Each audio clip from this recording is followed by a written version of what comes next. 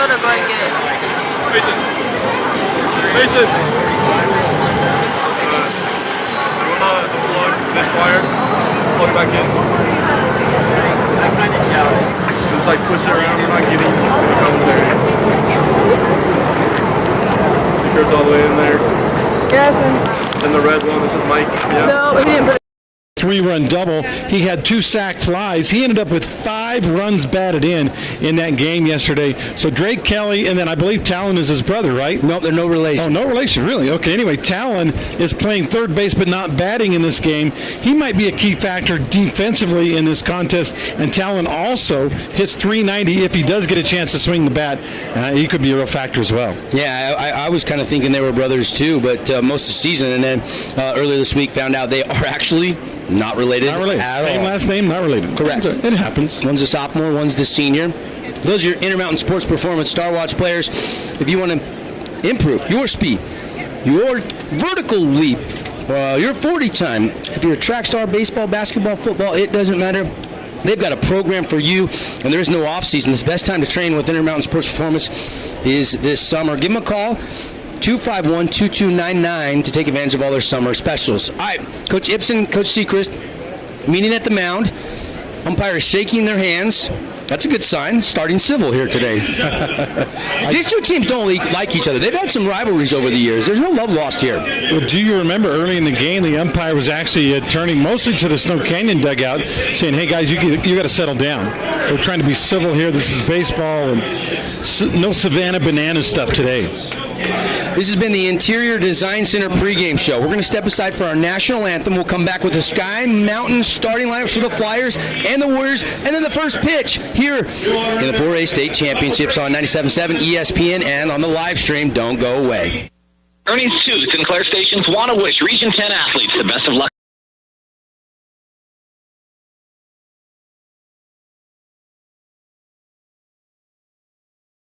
Get your card today. Ernie's. Thanks for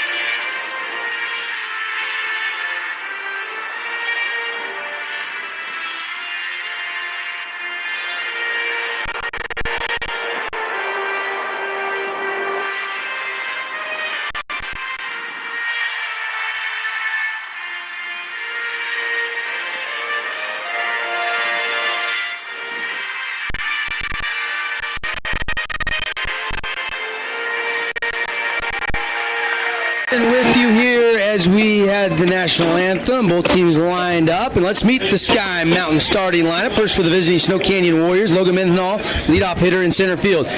Number 24, Cruz Sechrist will play second base and bat second. Luke Anderson in the 3 spot at first. Isaac Line, the shortstop, in the cleanup spot. Jake Johnson, the pitcher, will bat 5th.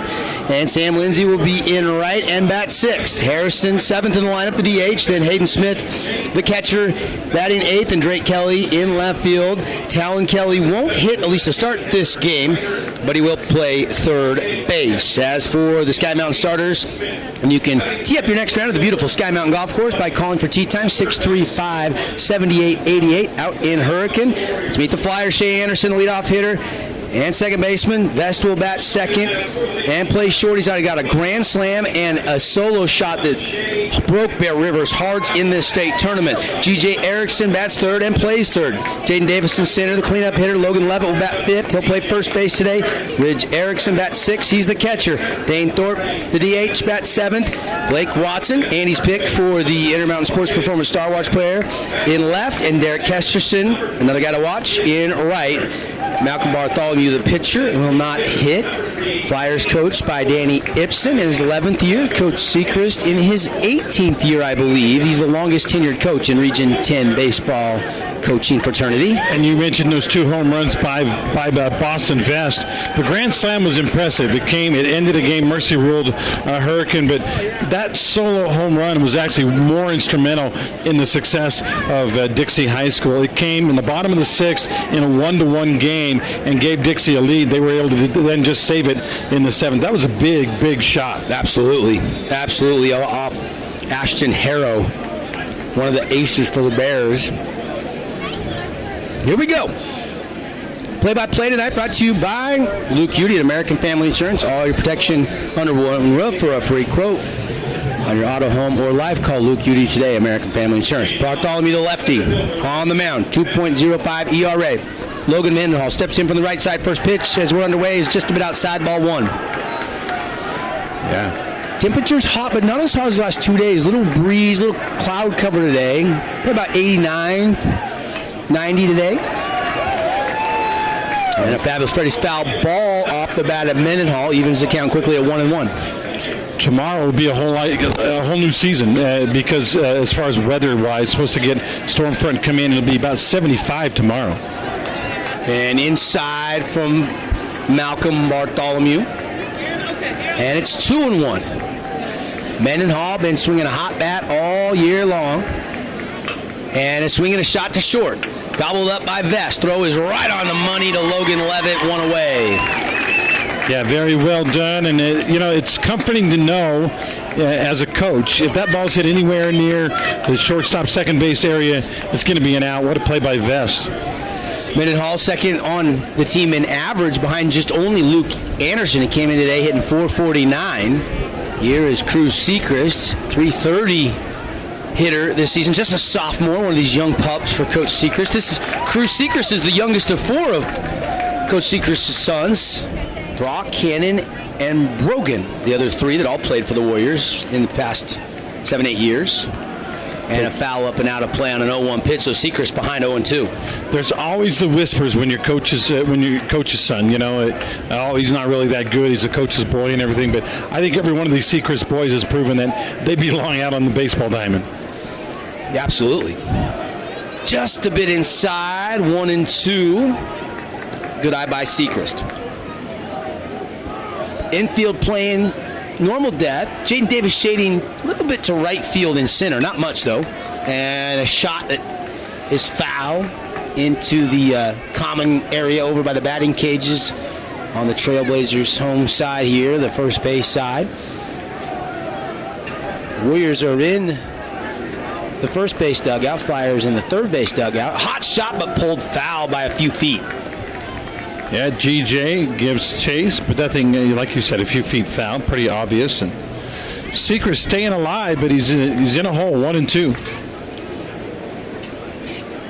Of course, you can only guess what the plan is as far as if any of these starting pitchers get in trouble, who we might see. That'll be really interesting. Both coaches are not thinking about that right now, but rest assured they have a plan in place and an idea of kind of who will be available in the bullpen today, if necessary.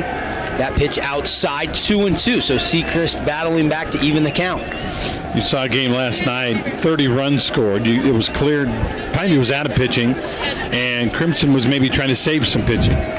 Bartholomew 2-2 delivery. That stays away and full count. So Malcolm throwing quite a few pitches here as Sechrist 10 so far. Is going to probably see something around the plate here. Wind up and the 3-2 pitch outside, ball 4. Sechrist works his way aboard with a Nets on fire walk. First base runner of this game, and after the ground out on the first batter. But now you start maybe thinking, all right, we're going to test the defense. Snow Canyon has 30 home runs this year. They're averaging more than 1 home run a game. Coach Sechrist, I think with this team, probably doesn't play a lot of small ball, but you just never know as a new batter comes to the plate. It's Luke. Here is a home run hitter. Luke Anderson has 6 on the season. If you look at the 4, 5, and 6A, Luke has the highest batting average in those classifications. There's a couple guys down in the 1 and 2As that have higher averages, but Luke comes in today right at 584. And a hot shot, and that gets up the middle. And Sechrist is going to hold at second. It's a one-out single by Luke Anderson. That's the first hit of the game for the Warriors. Yeah, just a solid worm burner that went to the right of Shea Anderson. No chance for Vest either, as it was on the far side of second base. Solid single. Now 2 on, and a little mini jam to start things off for Bartholomew, the left-hander. Malcolm kind of surveying behind him. He's off the rubbers, kind of waiting. Fans, if you're heading down to Brucehurst, good news, they got the Mister system working here today. So a little cooler in the grandstands with the Misters blowing. First time it's worked all week, hasn't it? They tried to turn it on yesterday, but it was all water was coming out of the end of them. It was like the Misters were plugged up or something, but they're working brilliantly today. That's good news. You're still going to want to bring your umbrella. That pitch in for a called strike 1 on Isaac James Lyon. Young Lyon hitting 429. Before the injury, he was only hitting about 379. Since he's come back in the state tournament, he has risen his batting average by almost 50 points. Well, and even though help in that Logan Super Regional, where I think he went 9 for 11 with 11 RBIs. 36 runs in 2 games. But they've been doing that to almost everyone. Second pitch missing, so it's quickly 1-1. Here comes pitch 3 to Lyon, and that's high. Ball 2. Lyon is signed to play at Grand Canyon. Luke Anderson is headed to BYU. A couple of future stars at the collegiate level. I think teams will take a chance and draft Isaac out of high school. I don't know. There's a swing and a drive down the line, but it's going to be pulled foul.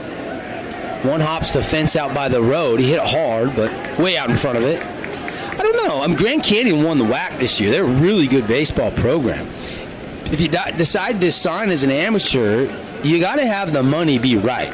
If not, you're better to go to college for 3 years and then try to get drafted after your junior season. If you get $1 million plus signing bonus, it would probably be worth it. And strike 3, Lyon goes down looking. It's a team DK for Malcolm Bartholomew. Yeah, Lyon Sr. thought it was inside a little bit, actually jumped back just a touch, and great location by Bartholomew, 2 down now. Team D, don't strike out our next car deal. Head over there, 488 East St. George Boulevard. Jason Parker won't be beat on price. Good selection, cars, trucks, SUVs.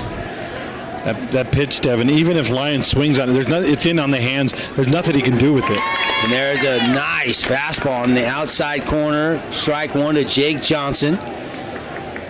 Jake, third on this Warrior team in batting average at 434. And there's a chopper to third, handled by GJ. GJ across the diamond. And Bartholomew gets 2 on and then gets 2 quick outs to end the threat. No runs on 1 hit, 2 left on base. Nobody made an error there in that top half of the first inning of scoreless baseball. We'll see the Flyers, Shea Anderson, Boston Vest, and G.J. Erickson to the plate when we come back here from the 4A State Baseball Championships. When it comes to your child's teeth, Dr. Cody and his experienced staff at Johnson Pediatric Dentistry are game changers. So when it comes to checkups, a toothache, or any problem with your kid's teeth, call experienced veteran Dr. Cody Johnson at Johnson Pediatric Dentistry, 628-0511. Are you in need of a different vehicle but don't like to buy brand new? Well, Finley Subaru has the answer for you. They have a lot full of pre-owned vehicles that have passed their 110-point inspection. You can find everything from the high gas mileage car to the big people mover, Jeeps, trucks, SUVs, sedans, and everything in between. Come see us today for your pre-owned vehicle needs. And if you're looking to sell your car, stop in and they'll buy it from you on the spot at Finley Subaru on the savings side of the freeway or online, FinleySubaru.com. Morgan Pest Control is celebrating 60 years in southern Utah. The guys with the red trucks at Morgan have been killing what bugs you since 1962. They brought back the 60 for School program. It's simple. Morgan donates $60 to each school for each region win. Plus, when you sign up with Morgan Pest Control, your first fourth grader is just $60. So call now, 673-9172. Tonight's game is brought to you in part by Nets on Fire. Devin and Andy here at Brucehurst Field. The only game today is this one. Crimson winning last night, 17-13, knocks Pineview out. They get the day off. We'll see them against the winner of this game tomorrow night back here at Bruce Horse Field at 7 p.m., so just one game tomorrow. Then Game 2 of the state title best-of-3 series will be at noon, and Game 3 would be 30 minutes following that game if necessary. And Region 10's been flexing their muscles, although in softball over the Canyons, Region 11 is kind of flexing their muscles with Bear River and Ridgeline looking good. Bear River especially has always been so good at softball. I've been covering high school sports for 29 years. Bear River softball is always good. Yeah, no question. And here we go with the Warriors defensively and pitching, Jake Johnson. By the way, Jake's dad played at Dixie High School, and he was a great pitcher. Trevor Johnson. I played all his games. Trevor would have been maybe 95, 96, probably in that range. I played his games. Maybe 94, 96. I don't know exactly the year. I moved to town in the fall of 98, so I missed his high school career. But I knew he was on track to get drafted, decided to play football, got injured, missed his senior season, ended up playing for the Dixie State Junior College back in the day. He never did get to the bigs. He was going to be maybe a 1 or 2 pick, and then had a rotator cuff surgery and shut him down. Yeah, it sounds like a familiar story. That's kind of what happened to me with football. I tore my Achilles when I was a young player. Jake Johnson fires a strike on the first pitch, working quickly. Second pitch missing inside to Shea Anderson, so count even 1-1.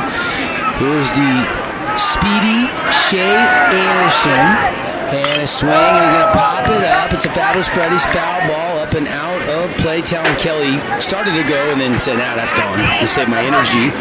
I kind of wanted to make Shea him on the Star Watch, but his game is funny. If it's a blowout, Shea Anderson, you don't really need what he does, which is put pressure on the defense, run the bases, and just kind of be a pest. Swinging a miss and down on strikes. A team DK for Jake Johnson, and that was a ball. He swung the ball there. Yeah, right outside. To finish my thought on Anderson, even though he struck out there, he's always putting pressure on the defense, Devin, and in a close game, that's huge. In a blowout, it's kind of meaningless.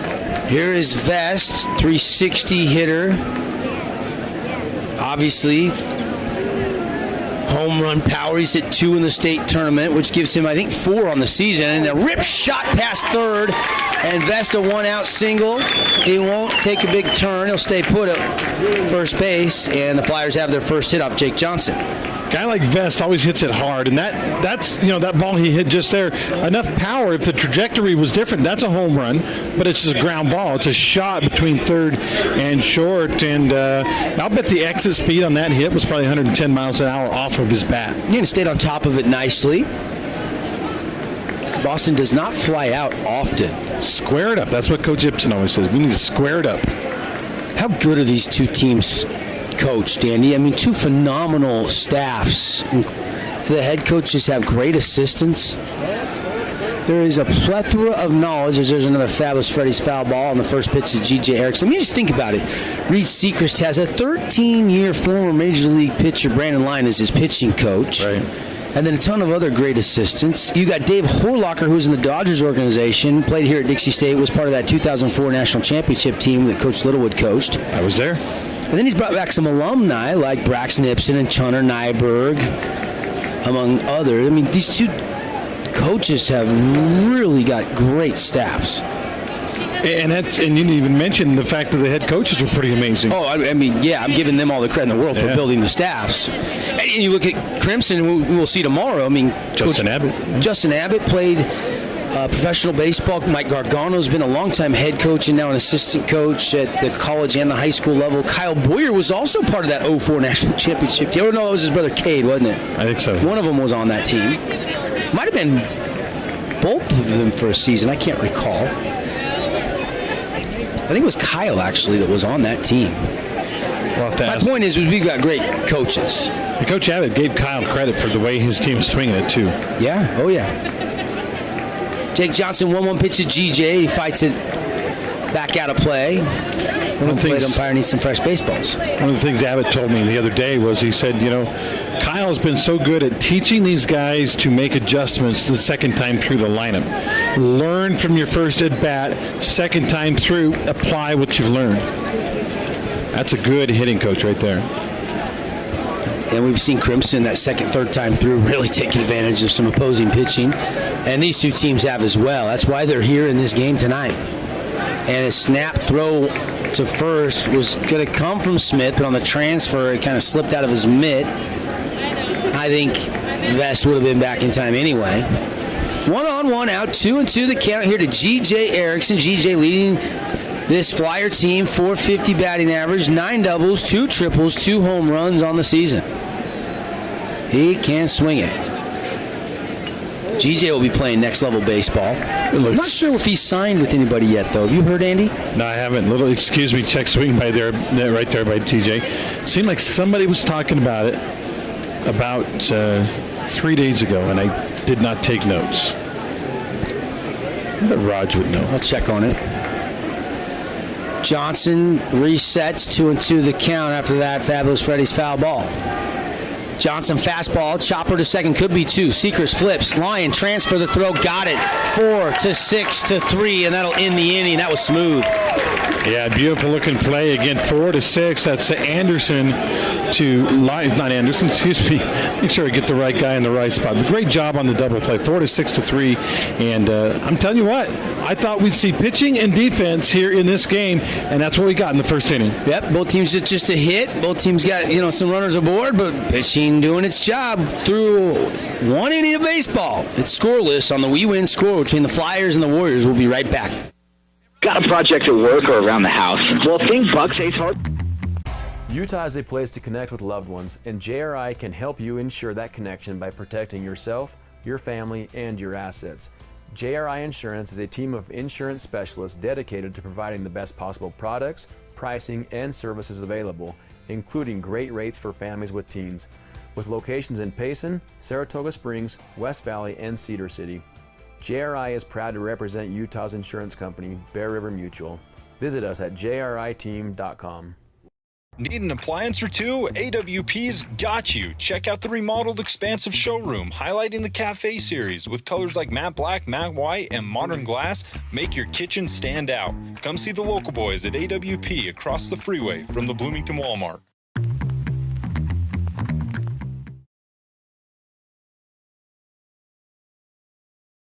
For more details and sign up and stay up to date on all the exciting things happening at the rink this summer by following the rink's social media.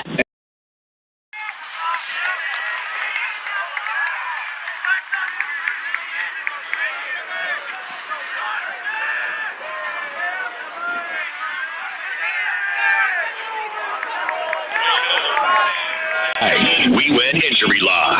First pitch from Malcolm Bartholomew. A check swing strike to Sam Lindsay. He'll lead it off in the top of the second for the Warriors. Bartholomew rocks, fires pitch number 2. Bender, and a pretty one for strike 2. I don't think we've learned a lot yet about the two pitchers, except they're both throwing strikes. So, and that's huge. But it'll be the second time through the lineup when we really start to learn. Grounder stays fair. Deep throw, and it is going to be not in time. What a throw from GJ. I thought it was going to be high. Levitt got it right above his head, but they couldn't get it over there quick enough. Yeah, unfortunately, it was kind of a betweener hop, so he had to back up just a little. Once you back up at third base, you know you've got that long throw. If you've got decent speed at all on the base pass, that's a tough play to make, and they could not make it. So infield hit on the play. Good glove right near the line for GJ, but Sam Lindsay. Yeah, he couldn't charge it. It was, the way it was bouncing, wasn't allowed to charge it, so he had to wait for it. Yeah, but if he charges it, misplays it, it's a double, right? Oh, yeah. Hot shot through the hole, and Ryder Harrison, and it gets away. It gets past the left fielder, Blake Watson, and they're going to put the brakes on late. Lindsay was wanting to maybe score, and he dives back to the bag. The tag came just as he touched the bag, and he's safe. Yeah, overran the bag a little bit. The brake lights were on. The stop sign was on for the coach, and Lindsay had to really scramble back, and it ended up being a very close play. Single E7, which allows both runners to advance a bag. Yeah, tough break for Watson. That was a hot shot, though.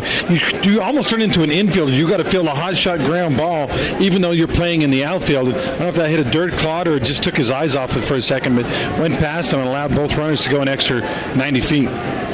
Now Bartholomew, nobody out. Runners on second and third, and a rip shot. Watson's got a beat on it, but he goes over his head. It just kept carrying. 1 run will score. 2 runs will score. It's a 2 RBI double off the bat of Hayden Smith. Did it seem like to you, Devin, that Watson maybe could have caught that one if he'd have broke the right way to start with? He went sideways instead of back, and then it just sailed over his head. Tough play.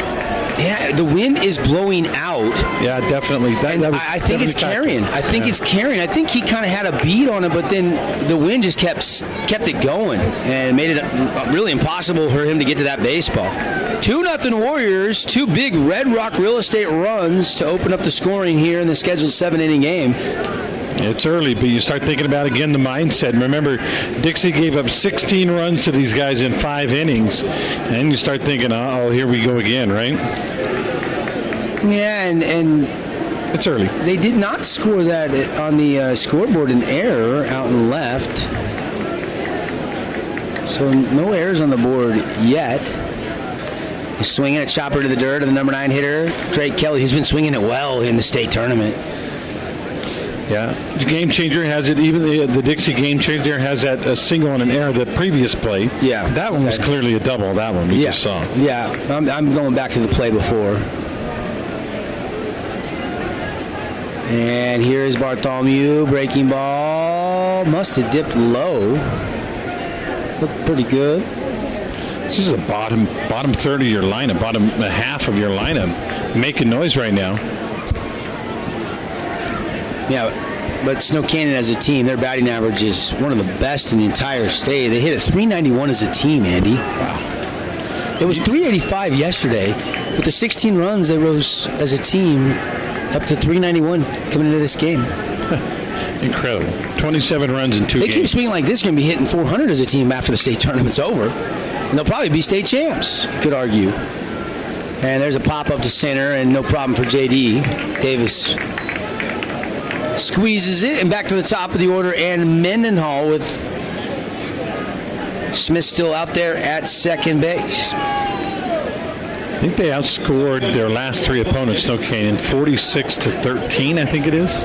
Yeah, Crimson has scored 48 runs in their first 3 games here at the home of the Trailblazers, Bruce Hurst Field, after 17 more last night. We've seen a lot of runs scored, haven't we? Yeah, 8-2-1, so 46-11.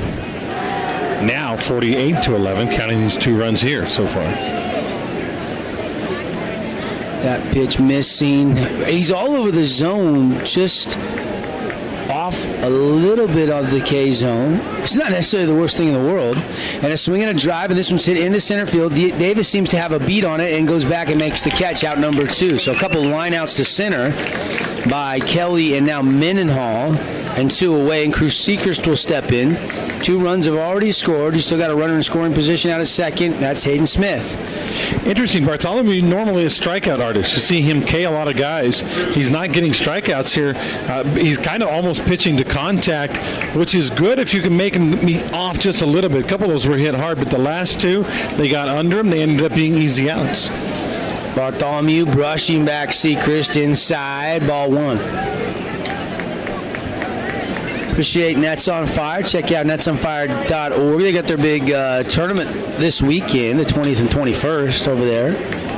I want to still try to see if you can get into that tournament. And there's a shot going oppo, but no problem for Kesty. And finally, they get that 3rd out, but not before damage done. They get 2 runs on 3 hits, 1 error, and they do strand 1 out there on base. And after an inning and a half, it's 2-0 Snow Canyon over Dixie on the We Win scoreboard.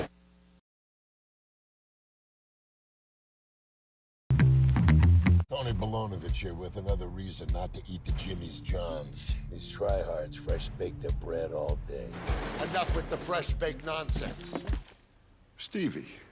You're dead to me! Jimmy John's, the sandwich of sandwiches. Camping World St. George is your #1 dealer in southern Utah. Get your adventure started in the retail store with all your camping accessories. Find the largest selection of travel trailers and fifth wheels and motor coaches. Why in the world would you go anywhere else than Camping World St. George? This is Parker. This is Jason with Team D Auto Sales. Supporting local sports for over 20 years. That's 2 decades. Come to Team D Auto Sales at 488 East St. George Boulevard. Or teamdautosales.com. Yeah! Team D, Team D. It's Freddy's. 2 Southern Utah locations, River Road and Bluff Street. Welcome back to the game. Brought to you in part by...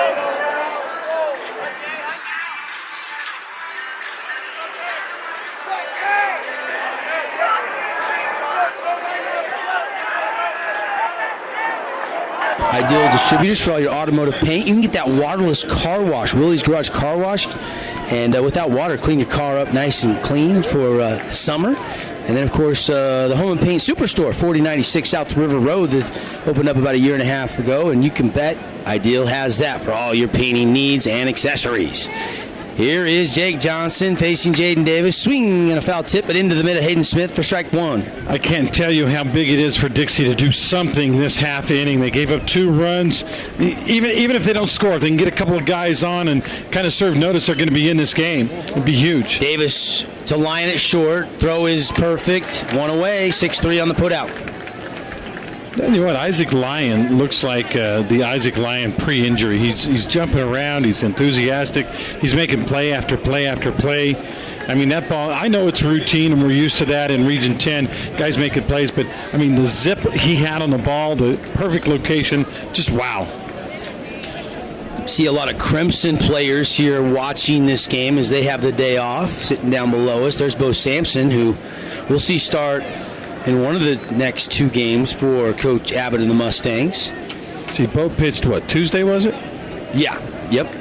They threw Morris on Monday, and then Sampson started Tuesday.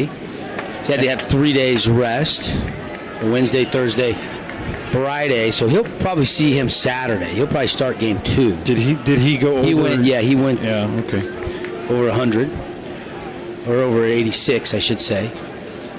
I'm not sure if it was quite 100. Bender back in there for Johnson. First strike, 2. It's 1 ball, 2 strikes to Logan Levitt, Jagan's little brother, AJ's little brother, but he might be the biggest Levitt of them all. He is built. And that one outside, ball 2, count evens. Logan's a youngster too, right? Sophomore, yep. Yeah. I know Dixie State would love to have him because they're losing Jagan. Jagan's a senior. Playing his last series with Coach Fate and the Blazers this weekend against Cal Baptist. Hot shot off the bat. Actually didn't get all of it. Lyon on the run. Lifts the leg high. Throws a little underhand sidearm and gets the out. Well, one thing, if you watch the higher levels of baseball, especially up to the major leagues, the body angle, guys release balls so quick because they don't have to stop and set. And we saw that time with Lyon. Charged the ball, wasn't hit that hard. Charged the ball. He didn't stop and then set to throw. He threw on the run. As soon as he had the ball, it was coming out, even on the run, and a perfect throw. Pitch from Johnson, swinging a chopper foul. Hayden Smith had the 2 RBI double. It has given Snow Canyon the lead back in the top of the first. Now we're in to the top of the second, Now we're into the bottom of the second. Flyers trying to respond, but they got to do it with a 2-out rally here. As already quickly, Johnson's got the first 2 Flyers in order. And this is Ridge Erickson at the plate. I truly believe if Dixie's going to win this game, they need to make a little noise here.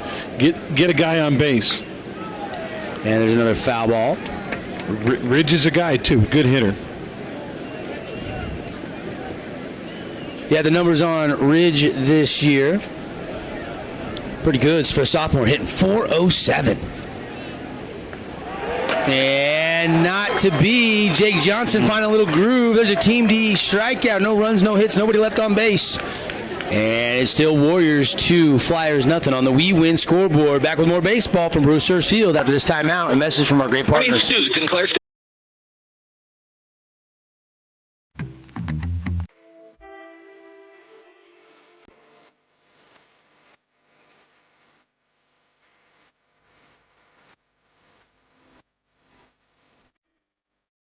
Got a project at work or around the house? Well, think Bucks Ace Hardware. Think Bucks for all the top brands like DeWalt, Milwaukee, and Stihl. Plus, Bucks has the best sporting goods department. You've got to see their gun department. It's stocked with a great selection of guns and ammo and accessories. 2 locations at the Dino Crossing in St. George or State Street in Hurricane. Hey, it's Luke with Udine Associates at American Family Insurance. At Udine Associates, we love insurance so you don't have to. With a quick call, we can get you an instant quote with the right coverages. My team of licensed agents are ready to help you with better insurance from American Family. Give us a call at 435-251-9102. Instagram or visit us at interior-designcenter.com. Good luck to all the Region 9 athletes. Tonight's action is brought to you in part by Appliance Wholesalers Plus. Welcome back, everybody. Devin Dixon, Andy Thompson. Appreciate it, Appliance Wholesalers Plus. We'll name the Appliance Wholesalers Plus Playmaker Play of the Game at the conclusion of this one. Right now, the biggest play of the game is Hayden Smith with the 2 RBI double that has given the Warriors the 2-0 lead. But I don't think we're done seeing scoring in this one, AG. Very, very rarely do we see the play of the game in the first or second inning. It's usually something that happens a little bit later on. Right now, the early player of the game, though, is Jake Johnson, who has been pitching the ball very, very well for Snow Canyon. We'll see how he does second time through the lineup. Yeah, he gave up that hit to Boston Vest, his number 2 batter in the lineup, but then they got GJ to ground into that 4-6-3 double play, so he's only faced 6 batters to get 6 outs. 6 up, 6 down, sort of. And now you're back to the ever dangerous Luke Anderson, who's 1 for 1 already in this game. Shot back up the middle past Shea Anderson a second.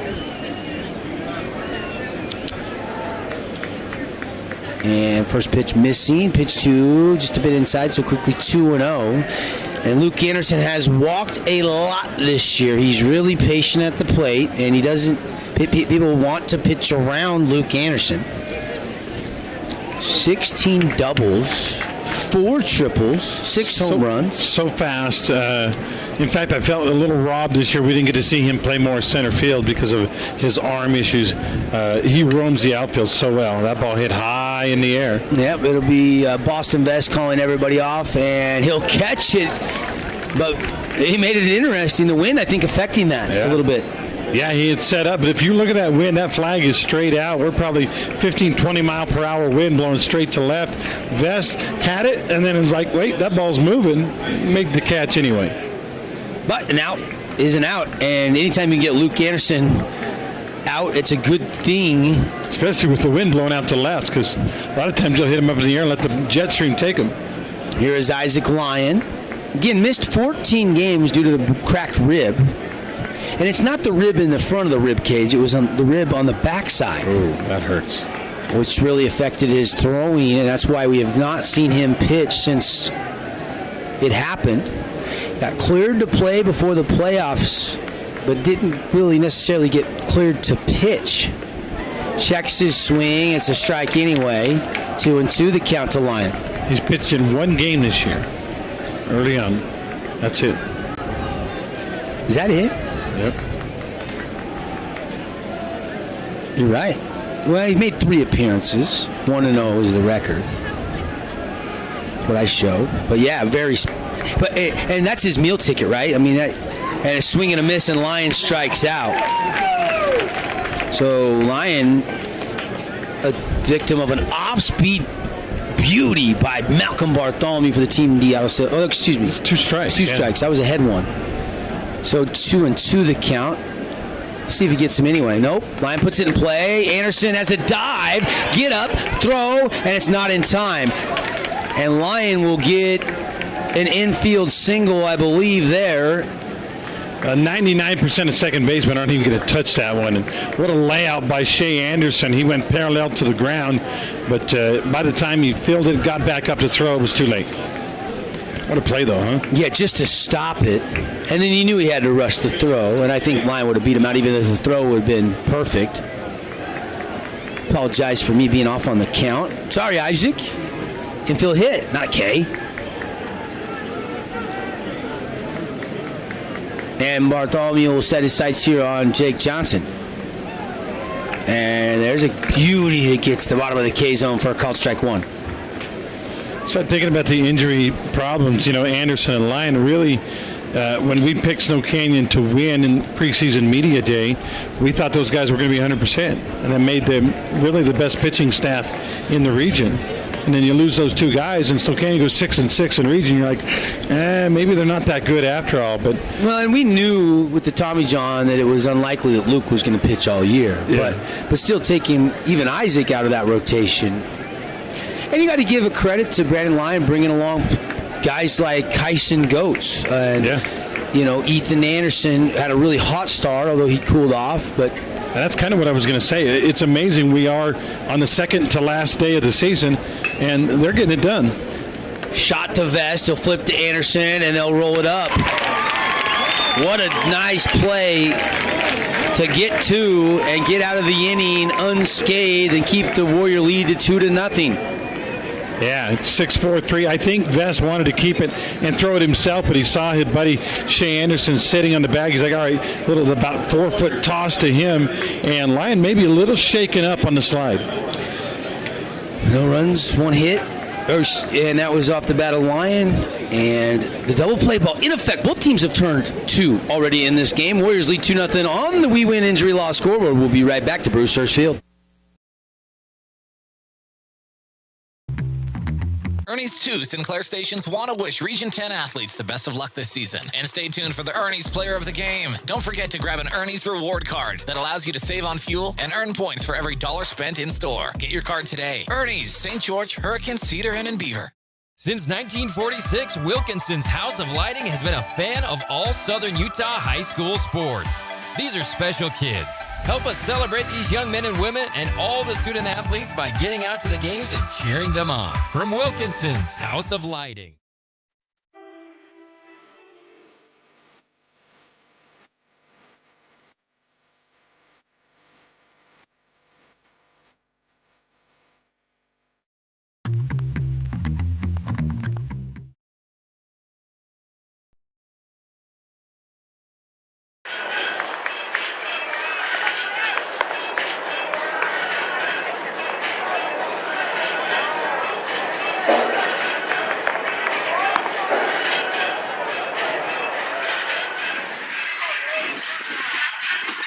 Wilkinson's House of Lighting has been a fan of Southern Utah sports with your lights, fans, your fixtures. Don't forget, homeowners, contractors, the public, always welcome at Wilkinson's down there across the street from Fiesta Fun. And right now, the key stats are probably the pitching stats and then some nice double plays. We've seen both teams turn two. Yeah, and this is what you want when you get this deep into the season. Like I said, we're late in. There's only 3 teams left. You want the best baseball that you can find. And I think we've been treated so far, Devin. 2 runs, 5 hits for Snow Canyon. Usually in high school, it's 5 runs, 2 hits. So that's a testament to Dixie's defense. Flyers, though, they got to find some offense. Right now, they got a big old goose egg on the scoreboard. Bartholomew, 3 innings, 48 pitches, 5 hits, 2 runs, 1 earned, struck out 1, walked 1. Johnson, 2 innings of work, 23 pitches, giving up 1 hit. He struck out 2. No walks. And no walks. Obviously no runs given up for Jake Johnson. And he's ready to go back to work to Thorpe. Thorpe is going to play at Salt Lake Community College. The one other senior that I think should be definitely playing is Erickson, GJ. Trying to find out if GJ's committed anywhere. And quickly 1-1 the count, a strike and then a ball from Jake Johnson. Thorpe inside, takes that one for ball 2. Thorpe this year only hit .268 in 28 games, 3 doubles, 3 triples, 2 home runs to his credit, though. He's got the power numbers. And ball 3, that one inside as well. Both those, actually the first one especially, just barely missed him. we were averaging, Devin, about 5 hit batsmen a game through the first 6 games in this tournament, and partially due to Bear River and Green Canyon. All those guys crowding the plate, but it's definitely slowed up lately. 3-1 pitch from Johnson, and inside lost him, and Thorpe is aboard a leadoff Nets on Fire walk for the Flyers. And that'll teach us to compliment Johnson on how he's been under control, no walks, and he promptly comes out and walks the guy. Here is Blake Watson, and he's X Factor, picking Blake as the Intermountain Sports Performance Star Watch player today. Can Dixie make some hay in the bottom portion of the lineup? Well, he's hitting .324 on the season. 9 doubles, 2 triples, and 1 home run. And Watson's just a junior. And a called strike on the outside corner from Johnson. Nice curve. That's one of those that starts in the strike zone and ends up out of the strike zone, but must have caught kind of the little edge of the plate there. Johnson delivers, and a rip shot into center, but Mendenhall has a beat on it, goes over in the alleyway in left center to make the catch. Runner can't tag, kind of went halfway and then had to retreat back to first base, 1 away. And if they're playing straight away or shading to right at all, that's a double. But really played well, and that's one of the advantages you have of playing a team that you know. You can study the spray chart, you know where he's probably going to hit it, and they were set up perfectly on Watson. So here is Casty, Derek Kesterson. Casty, younger brother Mason on the team. Mason's a junior. Derek is a senior. Both integral part of playing Munkers football state championship appearance last fall. Guys. Yeah.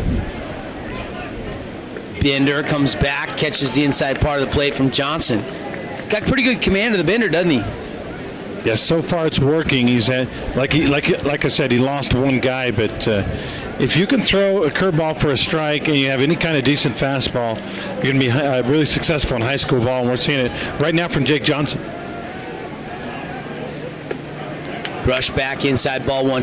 Kesterson is one of the most improved kids. I remember early in the season, the first time I did a Flyer game, I think he was hitting right around 290, maybe 300. He has caught fire the second half of the season. His batting average now 3rd best on the team at .422.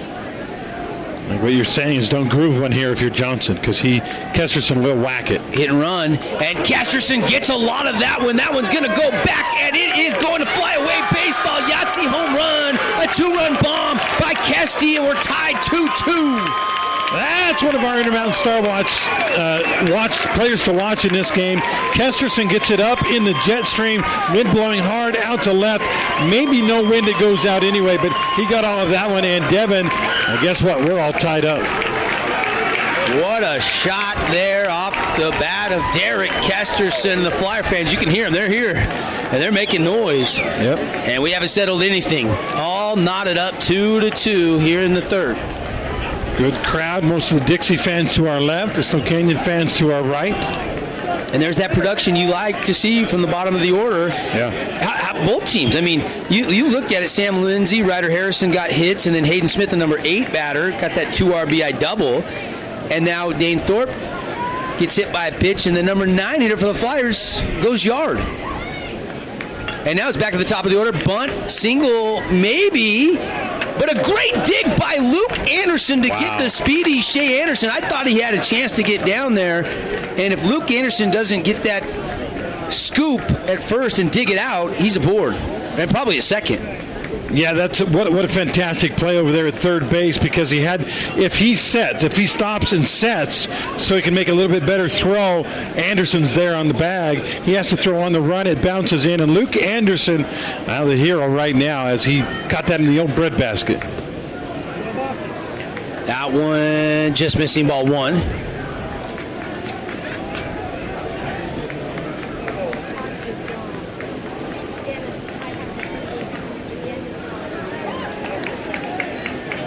And 1-1 now. Trying to get that tweet fired on that 2-run home run by Casti. Got it. Now I'm good. Who says I can't multitask? And that's outside. Breaking ball that broke way off the plate. Good stop by Smith behind the dish for the Warriors. Tough day today for Region 10 softball. So Canyon eliminated by Bear River. Crimson Cliffs out by Ridgeline. Rip shot and a hard hit single, and it gets past Mendenhall. It's going to get to the fence, and Boston Vest is going to have a stand-up double. I think you're going to give him the double because he's hit it so dang hard, Andy. Yeah, I'm with you on that one. Maybe not the best angle by Mendenhall in center field, but regardless, that thing, it was cooking. It was smoking the way he hit it. And remember, we got that wind factor, too, blowing straight out to left. That might have helped a little, too. Yeah, that wind is kind of coming out of the south. The ballpark kind of faced the east, so anything hit to the left side of this field is definitely going to get a little bit of help from the wind. It's 325 down the line in left here at Bruce Hurst Field. Here comes Brandon Lyon, the pitching coach, out of the Warrior dugout. 380 to the left side of the center field wall, 380 on the right side there. And you've got that fence that rises up right straightaway center. And then 335, the short porch in right. Who's getting warm down there? Is that Riker Gates or Preston Fry or Swenson? Might be 27, Swenson, in the bullpen right now getting loose. But I don't think he's going to get Jake Johnson here. I think he's just kind of trying to settle him down. Second time through the lineup, you want to gauge. I mean, you feel like guys, can they learn from what they've seen the first time through? But we know Boston Vest didn't need the learning process because he's 2 for 2 now. Yeah, no question. Same with Kesterson. He only saw him once, but he gave it a ride. Johnson and the meeting on the mound brought to you by Scott Gibson, Intercap Lending, your reverse mortgage specialist. If you have a reverse mortgage, you need to talk to Scott. You could be sitting on cash. That's adjourned, and now Johnson ready to go back to work. He's got the sign. 1 on, 2 out. 2 runs already have scored here in the bottom of the third inning by the Flyers. And a pop-up into right. Lindsey right on it. Doesn't have to go too far. In fact, comes in a step or two and squeezes it for out number 3. Yeah, we haven't decided anything yet, Devin. 2 runs on 2 hits. The one swing of the bat, the big one, the Kesty 2-run bomb. And we are tied 2-2 between the Flyers and the Warriors here on 97.7 ESPN from the 4A State Baseball Championships. Fabulous Freddy's is the locals' choice for a full-service car wash. It's fast. Have your car washed in just 20 minutes or less. Fabulous Freddy's always keeps it clean inside and out with 2 Southern Utah locations as well as in Vegas, Lehigh, and Sandy. You've been eating the delicious sandwiches from Jimmy's John's? They got summer wraps. They're new. This one's chicken Caesar. Got croutons too, boss. Freaking Jimmy's John's! New summer wraps. Get them before they're gone. Sky Mountain Golf Course is in great shape this spring. Sharpen your game with the Springtime Radio Golf Special. 18 holes, cart, range balls, and lunch, all for just $69. As always, don't forget to bring your camera. That's only at Sky Mountain Golf Course. 435-635-7888.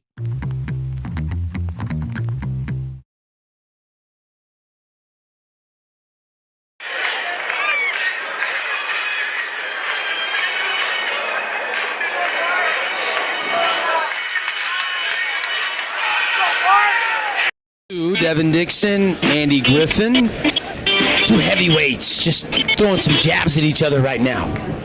Yeah, we're just getting the feel of things, right? 3 innings in the book, or actually, yeah, I mean, we haven't decided anything yet. In fact, I was going to say we're scheduled for 7, but who knows? We might be here for 8 or 9 or more. We'll see. Bartholomew, Lindsey, and first pitch outside, and Lindsey offered at it, couldn't find it. That looked like a changeup, didn't it? Took something off that one. Now a fastball down low, 1-1. One of the things Bartholomew's been good at this year is changing speeds. They say pull the string. He's got hold of that string pretty firmly. He'll go 85 on a fastball and 70 on a change. That one bending, but it too far inside to the right-handed batter, Lindsey, 2-1.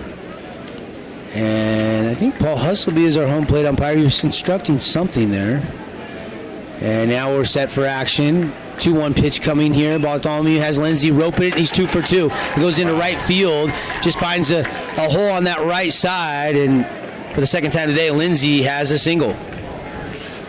Sometimes that's baseball, right? You put it wasn't hit that hard. It wasn't really, not a screamer or anything like that, but it's kind of like real estate. It's sometimes about location, location, location. Yes, sir. Sam just kind of picking up where he left off yesterday. After being kind of quiet on Monday and Tuesday, he's come alive.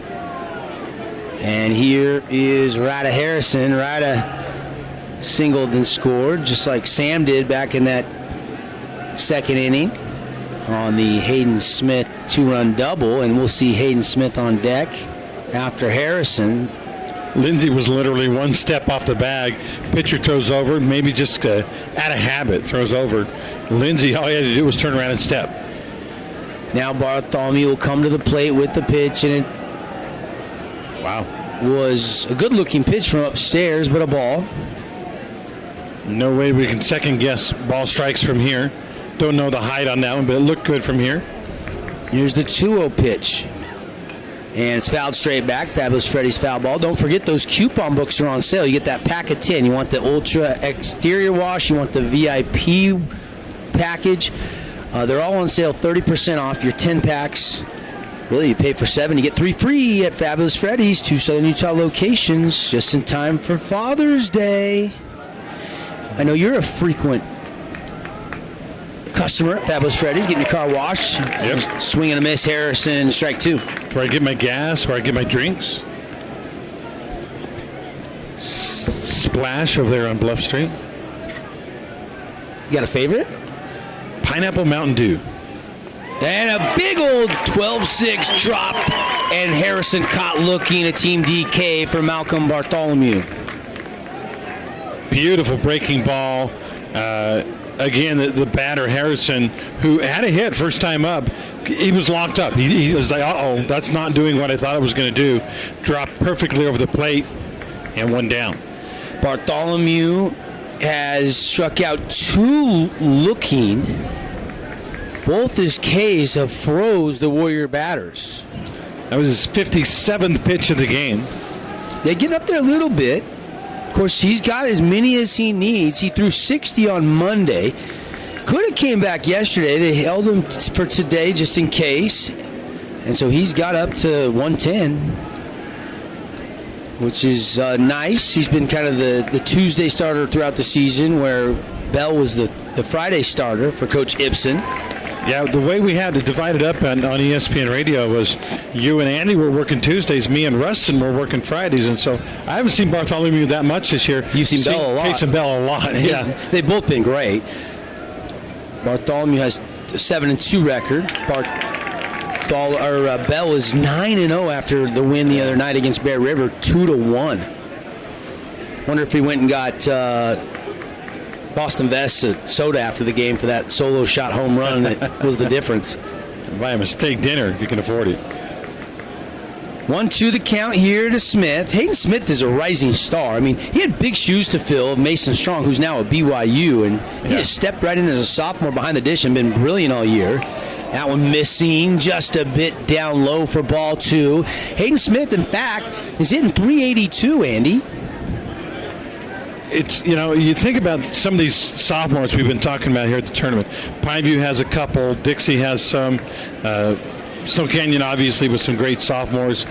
What were you doing when you were a sophomore? I don't know about you, Devin, but I last thing on my mind was knocking a baseball around as good as these guys do. I was swathing and baling hay. Yeah. And then playing a little. I've been playing football and basketball and golf. But it didn't consume you like it does these guys now. I mean, I was a football player too. I thought I was pretty good, but when football season was over, I didn't think much about football for about 6 months. And definitely year round, you can play if you want to travel. You get on the right travel team and get out and get games under your belt. That one makes it 2-2. Smith will step out and call for time. We're in the top of the 4th inning. 2 balls, 2 strikes to Hayden Smith, number 8 hitter in the Warrior lineup. 1 out, and we are tied 2-2.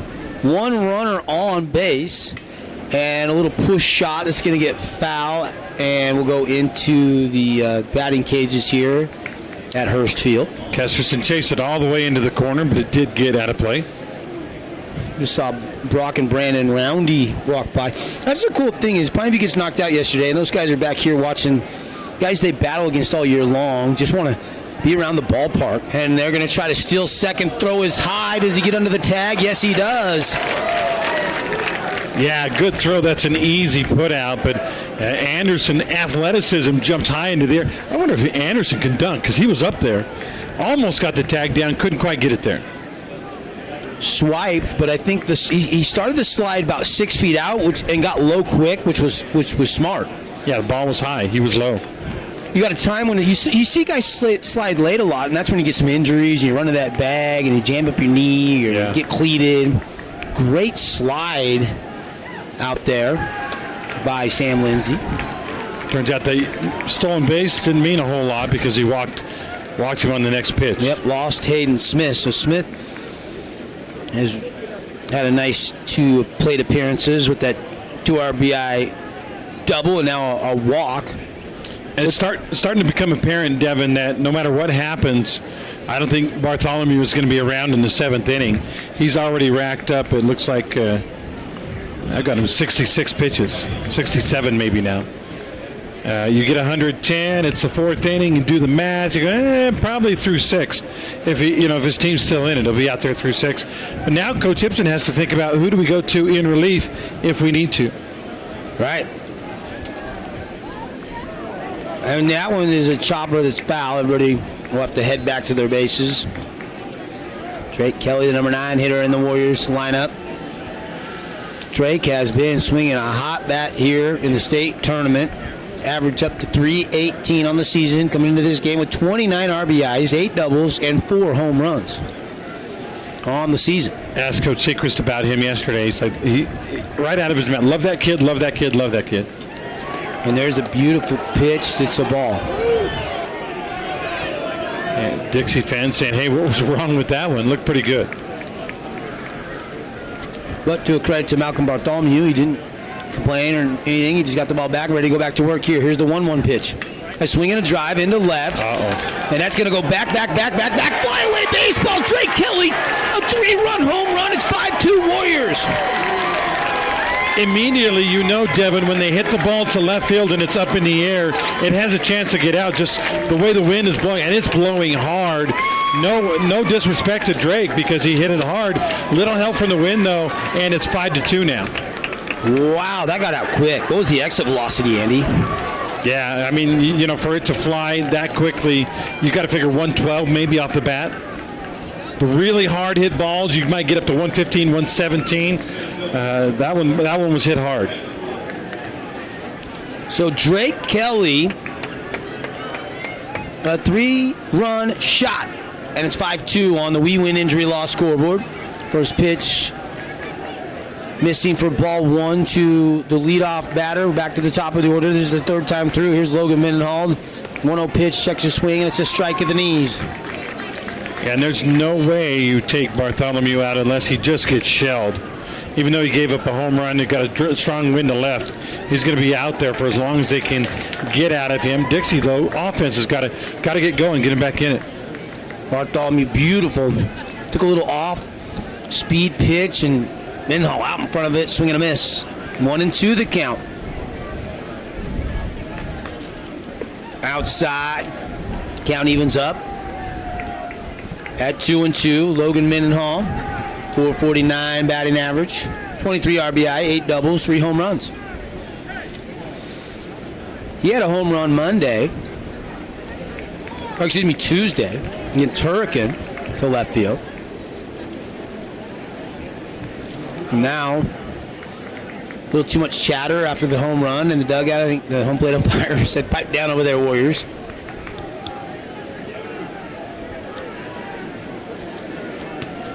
Bartholomew now trailing 5-2. Rocks fires, got him. Mendenhall goes down looking. You got to be resilient if you're going to be a pitcher. Short memory, resiliency. Great pitch on that one after giving up the solo home run. Now 2 down. That one, I don't know. Mendenhall liked it because you could see his facial expression even up here, like, oh. I think he thought it was inside. Here's Cruz Sechrist. Checks his swing. They appeal. He did not go. It's ball one. Glad you're with us here. We've been covering the games all week long. Me and Andy Griffin here today. Andy Thompson will rejoin us here at the park through the weekend for the best of three series. Crimson sitting back, waiting for the winner of this game tomorrow night, 7 p.m. That'll be game one. I love the new format, Andy, that the state has applied. Do you love it? Every coach that I've talked to, and I've talked to most of the head coaches this week, they love the format. Because instead of knowing, I mean, if the old format, one team already has a loss when you get to the championship, and they've got to beat the other team twice. If they don't, their season is over, and that's tough because you're out of pitching at that point. Now you get to kind of reset things. It's a best of three, and that's a strike called. That'll bring Sechrist back. It was 3-0. He was taken, started to walk towards first, and it's going to be now 3-1. Bartholomew, 76 pitches. And there's strike two. So when he needed to throw two strikes, it shows you the command. Now we got a payout pitch coming here. 3-2 count. 2 down in the inning. A swing and a drive, hit into center. But Jaden Davis right on it, out number 3. But not before Drake Kelly hits a 3-run home run. 3 runs on 1 hit. And nobody left on base. And it's 5-2 on the We Win Injury Law scoreboard. Flyers need to rattle the bats when we come back here on ESPN 97.7.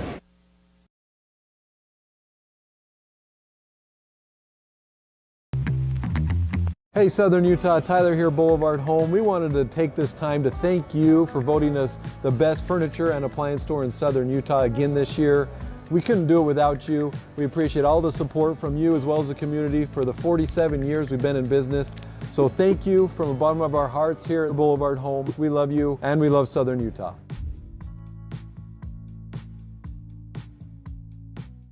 Ace is the place with a helpful heart. See Hearst first this month for great deals on red hot buys at Hearst Ace Hardware. Make sure and get an Ace Rewards card for savings around the house, the yard, or the job site. Stop by Hearst General Store Ace Hardware, conveniently located in the heart of downtown Cedar City and St. George. Or call 435-773-7790 and do what my grandma did to get out of pain with help from Anodyne Pain and Lump. Tonight's action is brought to you in part by the Scott Gibson team at Intercap Lending.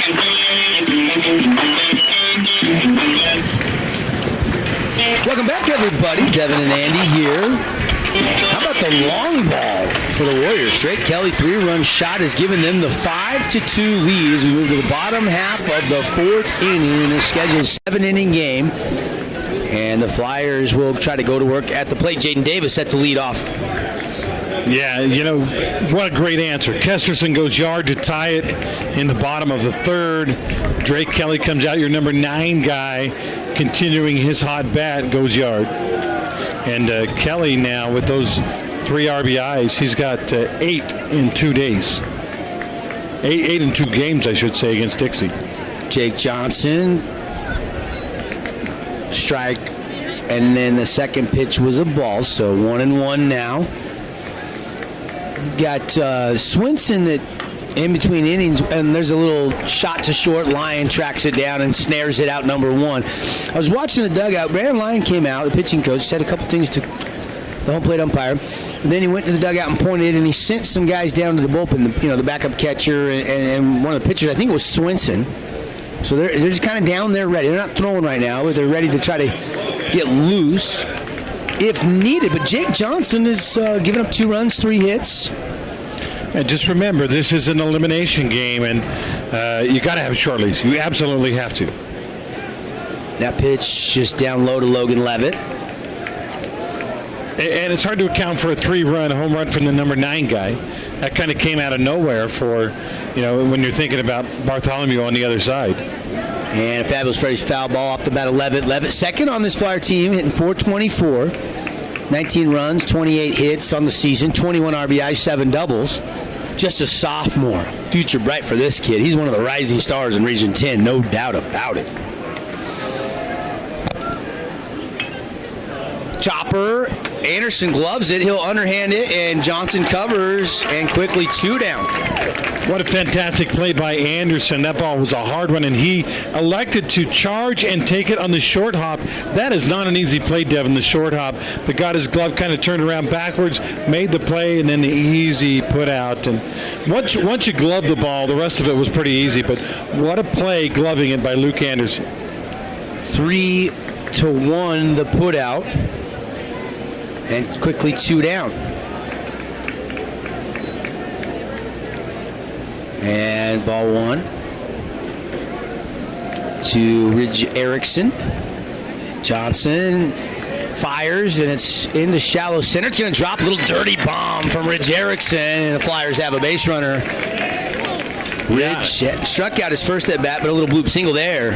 I thought maybe Mendenhall might have a chance because with the wind blowing it to the left, to left field, I thought it might stay in the air, but that's one of those location ones again. Just beyond second base, maybe 30 feet out there. Shortstop, second baseman can't get there. Dixie with the man on. That's big. That's big. The answer. So Davis started the inning lined out to short. Levitt grounds out as Anderson fields it and flips it over to a covering Jake Johnson at first. And now Erickson trying to get that little rally cap going with 2 away here. And Dane Thorpe will follow him up here. Dane is 1 for 1. Oh, no, he walked. He walks and scored. And 1 hopper, and that's going to allow an InfoWest speed-up runner to get down there. Who'd they run there? Andy, did you catch that number for the Flyers? Daniel Acuna. Acuna is the InfoWest speed-up runner. New customers get $50 gas card through the end of May with high-speed internet, residential internet service. Sign up today. Get all the details. Give them a call or call InfoWest.com or go to InfoWest.com to get more details. Swing and a miss by Thorpe. And it's 1-1. Tough pitch by Johnson inside. Thorpe, if he makes contact, it's a little dribbler to third. That's how far inside it was. But Thorpe had committed. Now, big strike on the play for Johnson. 2 away. 5-2 lead for Snow Canyon here in the bottom of the 4th inning. Flyers trying to answer back. And that fastball maybe high, a little bit high. 2-1.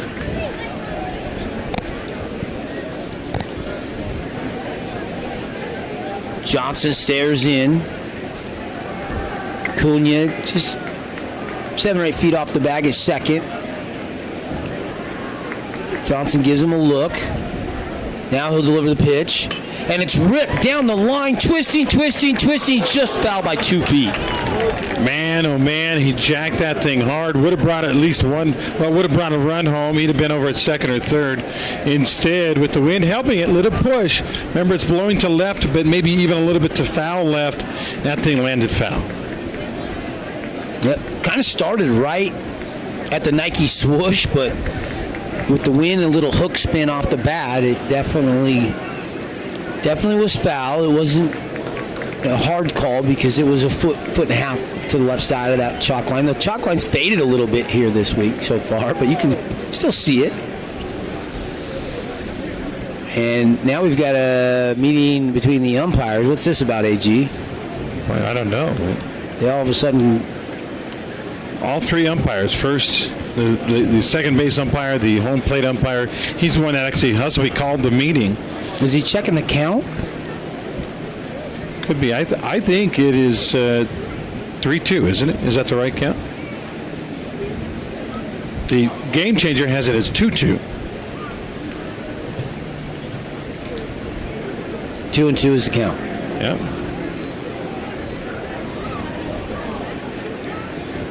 So that's what they're checking on. You know, Thorpe, he doesn't care. He wants to hit the ball. So 2-2 the count with 2 out, 1 on. 5-2, Snow Canyon leading Dixie here in the 4A State Baseball playoffs in an elimination game. Johnson, breaking ball, high chopper back to him. Johnson's going to run, underhand over to Luke Anderson, and that is 3 down. Yeah, defensive swing. All he could do was spike it into the ground, bounce high in the air. Johnson, very solid, used to play in the infield anyway. And then the underhander to first for the easy 1-3 put out. And, man, we played 4 complete already. No runs on 1 hit, no errors, 1 left out there on base. And, yep, we're cruising. 5-2 Warriors leading on the We Win scoreboard over. The Warriors are up 3 on the Flyers. And we go to the top of the 5th when we come back to Bruce Hurst Field. It's time to make time to play. Utah is a place to connect with loved ones, and JRI can help you ensure that connection by protecting yourself, your family, and your assets. JRI Insurance is a team of insurance specialists dedicated to providing the best possible products, pricing, and services available, including great rates for families with teens, with locations in Payson, Saratoga Springs, West Valley, and Cedar City. JRI is proud to represent Utah's insurance company, Bear River Mutual. Visit us at jriteam.com.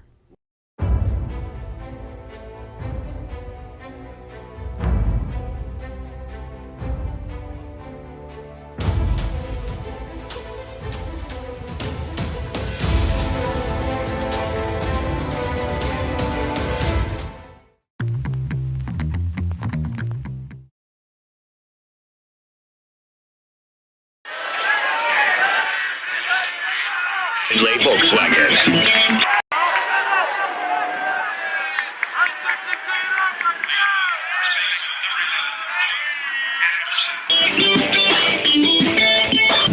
Devin Dixon, Andy Griffin with you here from behind home plate. We're up in the press boxes here, home with the Trailblazers, soon to be changing their name. It's official July 1 to Utah Tech. Saw the new logos and all the for the record, Devin, not for the change. I wanted them to stay Dixie, but that being said, they've changed it, and I kind of like the new logo. I think it's pretty cool. Bartholomew, first pitch missing, rocking, firing, and missing again so quickly. The state of Utah built into the U and stuff. It's cool looking. Yeah. You know, it has a little bit of Virginia Tech feel to it, but they've changed some things, obviously, from their logo. But it's got a little, I guess, for our radio audience to try, if you haven't seen it. And now Luke Anderson gets a 4-pitch walk. That was quick. Yeah, Google it, though. It's worth looking at. There's a number 1, and then the Utah, the shape of the state built inside the lettering. Yep. Navy on top and red underneath.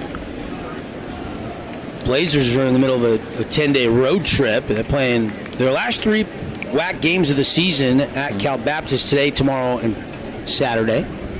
Another former D2 team like Grand Canyon. You know, Grand Canyon was D2 not that long ago, and now look at them. They're the best team in the conference. Yeah. Bartholomew outside. Lion lays off it. Tells Luke to hold over there first. Remember doing a basketball game at Grand Canyon back when they were D2 and in the conference with Dixie, and they got up, I think it was 18 or 20 at the half. Yeah, so it's a strike there called. And I talked to their SID during halftime, and I said, hey, this is impressive. He says, yeah, you just wait. We're going to lose this game. I'm like, well, you're up 18. So now we're going to lose this game. And they pressed the whole game, and I guess they get tired in the second half. Chopper foul off the bat of Lion. And John Judkins in Dixie State won the game. The AD was right. Lions 1 for 2, had an infield single and struck out. Yeah, got called out looking on an inside pitch right on the edge. Now he's got to dig 1 and 2. Isaac headed to Grand Canyon. Ooh, heads up over there. Grand Canyon will give him a shot to play every day and hit, but they really want his arm. You know, his dad was actually a really good hitter. Brandon Lyon was a good hitter, but he was such a good pitcher, they couldn't afford to put him in the lineup as a hitter. You know how many career bats he had? Well, I know the only ones he got were in the World Series, JUCO World Series. Oh, he's on college. College. I was going to say, in the big leagues, I think he only had 1 or 2 career at-bats. Oh, did he? And he played in the National League a little bit, mostly the AL. Talking about college, I think they gave him 2 or 3 tries at the JUCO World Series. Ah, I gotcha. Isaac, the oldest Lion boy, his little brother Rue, as a freshman, pitched earlier in the week. Actually looked really good as a freshman. Came in and gave him 3 solid innings. Are there more Lions in the future besides those 2? Nope. And then the youngest daughter is named Lucy. She's, I think, 6th grader or something. I'll bet she's a heck of an athlete already. Soccer player. Somebody needs to put a softball in her hands. 1-2 the count to Isaac James Lyon, and it's high and away, ball 2. Count evens up. Anderson, leadoff walk here in the top of the 5th. Snow Canyon leading 5-2. 2 RBI double by Hayden Smith, and then a 3-run home run by Drake Kelly. And number 9 here coming through again. Had a bases loaded double that cleared the bases yesterday. And a swing, and that one's hit hard, and it's going to go off the wall. And Lyon's going to have a double. Anderson's going to get all the way over to third. Well, the only reason that wasn't a home run, Devin, was it wasn't high enough. It was a line drive that hit off the fence almost like a split second after it came off his bat. It was a line drive all the way, and it hit high off of that fence. And now second and third, and Bartholomew maybe got a little bit of confidence shaken right now. And pitch kept getting up there, right around 90 pitches for Malcolm Bartholomew. Yep, that was the 90th right there. A little bit of a holdup over there. I think maybe sliding into third base, Luke Anderson might have hurt himself. He ain't leaving this game. No, but he kind of squatted down away from after the timeout, away from the bag for a few minutes. Now they're checking his hand. He doesn't need his hands to score here with nobody out here in the top of the 5th. Jake Johnson will step in. He's been mashing. Jake's had a stellar senior season. Jake was kind of in and out of the lineup last year as a junior because they just had so much talent. And in his senior year, everyday guy, maximizing it, been really solid. Obviously gave up that 2-run home run to Kesterson, but other than that, has been pitching really well today. Bartholomew outside.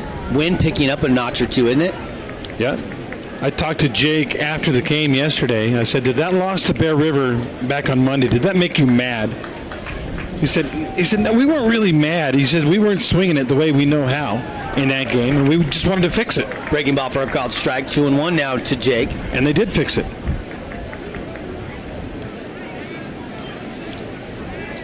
Bartholomew pitches it in on the grass was best. An easy throw over there for the out. Everybody has a hold tight, so that's a really big out for Malcolm Bartholomew, who's running out of pitches in this game. Yeah, that's the way you design it. When you come in on the grass, it reduces the angles. That means if somebody can hit it hard, really good chance for a base hit. But that's what it's designed for right there. You hit it right at a guy, you hold the runners, you throw it over to first, and they're going to go ahead and issue the free pass. Yeah, Sam Lindsay's 2 for 2 with 2 hits and 2 runs scored. So you put the double play in order here. That's just smart coaching by Coach Ibsen. Sometimes that backfires. The motivation. But it's the right. No, you're right. That's the right baseball move. But the motivation for the guy behind the guy that got the intentional walk is at an all-time high. And Ryder Harrison singled and scored and then struck out looking. He's 1 for 2. And a swing and a chopper foul. It's a fabulous Freddie's foul ball. Appreciate Bucks Ace Hardware, one of our great sponsors of high school sports here on the network. Anodyne Pain and Wellness as well. Finley Subaru, Eagle Gate title. Some of our friends bringing you this game tonight. Outside on a big old bender. And 1-1 to Ryder Harrison. Forgive me for not knowing, Devin. Is this KJ's little brother? Cousin, okay. Yep. Of course, KJ, they've got the tournament named after him. Tragically passed. He went on a hiking trip in the Grand Canyons, right? Yeah, Yavapai Falls, yep. He could mash it, KJ. Yeah. Rest in peace, buddy. Came in and made some big hits as a freshman for Snow Canyon, and now they have a permanent monument to him at the ballpark. Harrison, and that one breaks outside and just nibbles on the outer half for a called strike 2. 2-2 to count to Harrison. Cheer to our left. Jeers or boos to the right on that call. And that one's hit, lifted into center field. Should be no problem here for Davis. They will tag Luke Anderson. Throw will go to third, and Isaac Lyon will be safe as that ball caroms away. And it's 6-2 on the sac fly by Ryder Harrison. Yeah, it's like kissing your sister if you're Dixie. Hey, we got that second out, but it does enable because it was a deep enough fly ball by Harrison to score a run, so he gets the ribeye with the sac fly, and it's 6-2. Seems like we've been here before, right? And here's Hayden Smith, who doubled in 2 runs, the first 2 runs of the game, and then walked and scored. Great job. We saw Drake Kelly do it twice yesterday with the sac fly. Great job. If you're up at the plate, there's a guy at third with less than 2 outs. Your job is to get it to the outfield any way you can. If that involves a sac fly or a base hit, whatever it takes. Kelly did it twice, had 2 sac flies. Down low, ball 1 from Bartholomew. This may be the last batter, depending on how many pitches he throws. He's right at 100 right now. Yep. Got 10 pitches left, basically. Well, might get one more because you can finish the batter and continue to pitch until that at-bat is finished. Brushed him back inside to Hayden Smith. 2-0. And Smith tried to get out of the way. I guarantee if it was a Green Canyon player, he would have let it hit him. They did a lot of that in their couple of days here at the tournament. And a beautiful pitch, kind of on the inside corner again. This one for a called strike. 2-1 the count. Runners on the corners with 2 down. 6-2. Snow Canyon leads Dixie. We're in the top of the 5th inning here. Inside. And just perfect location for another called strike. 2-2. Pitch 103 there. You're right. Could be this batter, maybe one more if this guy gets on, and then he's done. And he beaned him. Hayden Smith is aboard for the 3rd time today. A double, a walk, and now hit by a pitch. Kept working the inside, working it. A couple of them got strike calls on him. That one too far inside, and Danny's headed out to the mound. That's going to be it for Bartholomew. Bases are loaded. 6-2 Warriors, and now we'll see. I think he hasn't taken the ball from him yet, Andy. Timeout on the mound, brought to you by the Scott Gibson team at Intercap Lending. That was the 104th pitch, so technically he could pitch to one more guy, maybe 2. And Danny's going to say, I'll give you one more, bud. How you feeling? I think he's just checking on him, saying, you good? Can you give me one more out? Interesting. And there's some trust in Malcolm Bartholomew from Coach Gibson. I wonder, the great motivator, Danny, I wonder if he said, look, son, this is undoubtedly the last batter you'll face in high school. Go out with a bang. Do the best you can. Well, and because he won't be eligible Friday or Saturday. Maybe a little revenge because Drake Kelly hit a 3-run bomb off him in his last at bat. Maybe that was part of the meeting too. Was hey, this is the guy that did that. Remember. Maybe a little strategy where to pitch him here. Yeah, I wouldn't pitch him inside. 2 down. Here in the top of the 5th, Warriors lead by 4. Red Rock Real Estate runs. Bartholomew probably facing his last batter, and the first pitch stays outside, ball 1. I feel like they're getting the inside corner a little more than the outside corner as far as the zone goes today. 1 hops, and Lyon stays put. Good hustle there by the Flyer catcher to get over there, block it. Ridge Erickson then was able to go about 6 feet off the plate and grab it, and probably smart by Lyon not to go. You don't want to make your 3rd out at home when the pitcher's struggling. Not at all. Lyon talking with Coach Sechrist on that. Lyon's going to take a little bit bigger lead, and it's inside corner strike. 2-2 the count here. Or was that strike 1? Strike 1. That was strike 1. Yep. That was the first. So 2-1 pitch coming from Bartholomew. Popped him up on the infield. Bartholomew called off by G.J. Erickson, who comes in from third and makes the 3rd out. So that's a big bullet dodge by the Flyers to let Bartholomew stay in and get out of the bases loaded jam without giving up any more damage. They only give up 1 run that inning. Yep, 108 pitches. That's it for Bartholomew, but his team is still in the game with 6-2. 6-2, and we'll be right back. Warriors have the 4-run lead over the Flyers on ESPN Radio.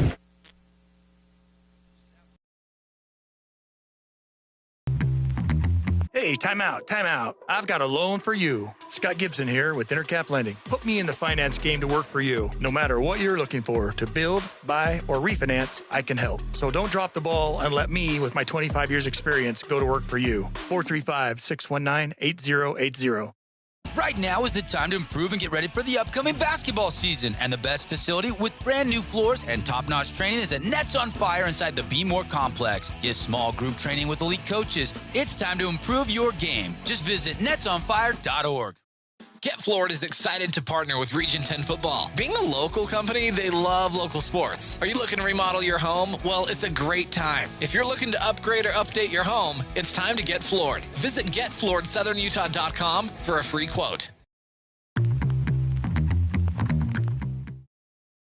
That's enough to wash your car 2 to 4 times using no water. Stop by Ideal Distributors, 1025 East Tabernacle across from Dixie Gun and Fish. Welcome back to the game. Brought to you in part by Team D Auto Sales. Back live here at Brewster's Field. Devin Dixon, Andy Griffin. And we go to the bottom half of the 5th inning, 6-2. Snow Canyon has the lead, and Flyers need to go to work offensively, and Jake Johnson's kind of been pretty solid tonight. It's not been an easy thing to do. Yeah, Johnson has done a fantastic job for Snow Canyon. 4 innings worked, 4 hits, 2 earned runs, only walked 1 batter. That might be the biggest stat of all, because Dixie is masterful. If you get a guy on via the walk or hit batsman, finding a way to get him home. And we'll go to the bottom of the 5th. Dixie's got to rattle the bats, man. They got to find a way to get some runs down 4. And the pitch from Johnson to Blake Watson, who will lead things off in the inning. Just misses for ball 1. Looking ahead a little bit, who does Dixie go to on the mound? I would go back to GJ maybe. He got roughed up a little bit though yesterday. It's true. He's a senior. Is it worth maybe Bender? Didn't bend enough, I guess. Getting Bell out there and letting him pitch 30 pitches. Then he could come back on Saturday. Interesting notion. We'll see. Definitely can't give up any more runs, right?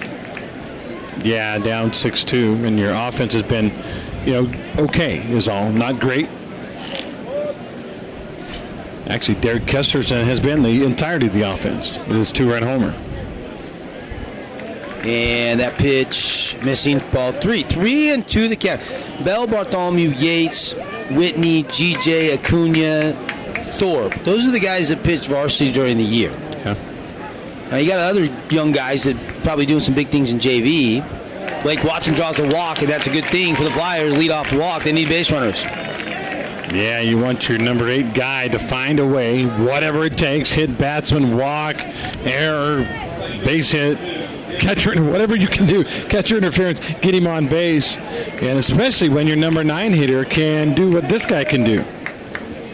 Yep, 2-run home run, 1 for 1 in the game with the only 2 RBIs on the scoreboard on that blast to left center field, and now Derek Kesterson. Yep, here we go. Getting his second at-bat of the game here in the 5th. Swing and a miss. The ball does get away, but it's foul tip. Watson will have to go back to first. Yeah, just got a piece of that one. He was on it.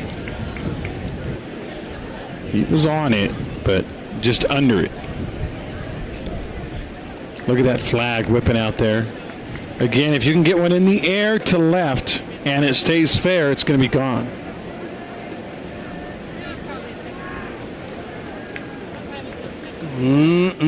Check throw over, no problem. Watson back in time. Good play by Anderson. That was low and toward the base runner's body, and he was able to backhand it, keep it from getting away. Wind now probably up to about 15 miles an hour. Yep. And a swing and a miss fooled him there. Yep, pulled the string. It's back, celebrating 60 years for every region win with our friends at Morgan Pest Control. Each school, when they pick up a win, started in basketball, doing it through baseball, and will continue in football. Morgan Pest Control will donate $60 to that school, and to take advantage of the 60-year special, you get your first 4 sprays for just $60. Ooh, that throw over to first did slip through the mid of Anderson, but didn't go far enough for Watson to try to run. It hit the umpire. I think it would have gone far enough if it hadn't hit the umpire's foot.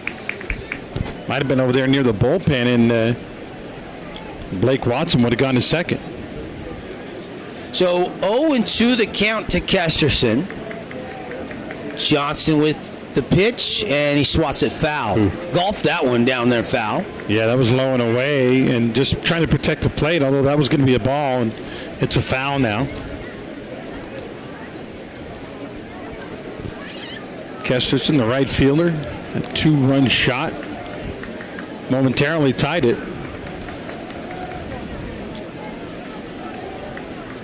Johnson looks at the runner, steps off.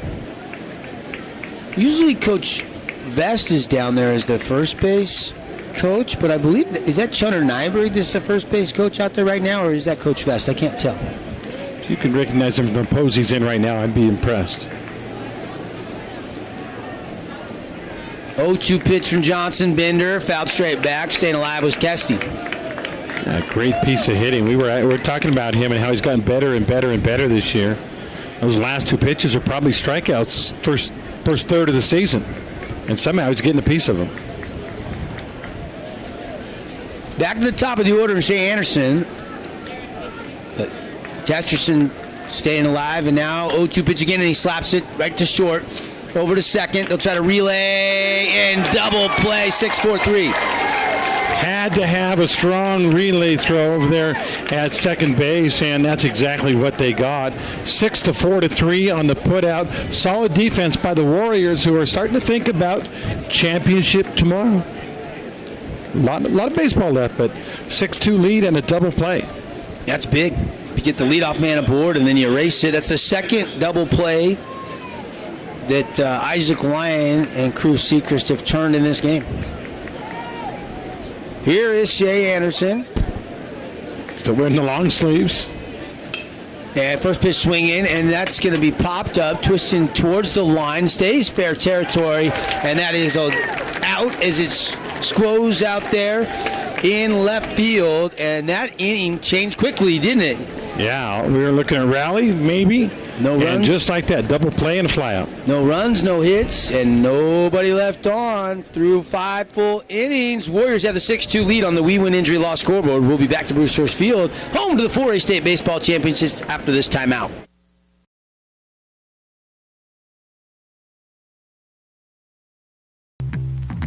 Hey, time out. I've got a loan for you. Scott Gibson here with Intercap Lending. Put me in the finance game to work for you. No matter what you're looking for, to build, buy, or refinance, I can help. So don't drop the ball and let me, with my 25 years experience, go to work for you. 435-619-8080. Right now is the time to improve and get ready for the upcoming basketball season. And the best facility with brand new floors and top-notch training is at Nets on Fire inside the Be More Complex. Get small group training with elite coaches. It's time to improve your game. Just visit netsonfire.org. Get Floored is excited to partner with Region 10 Football. Being a local company, they love local sports. Are you looking to remodel your home? Well, it's a great time. If you're looking to upgrade or update your home, it's time to get floored. Visit getflooredsouthernutah.com for a free quote.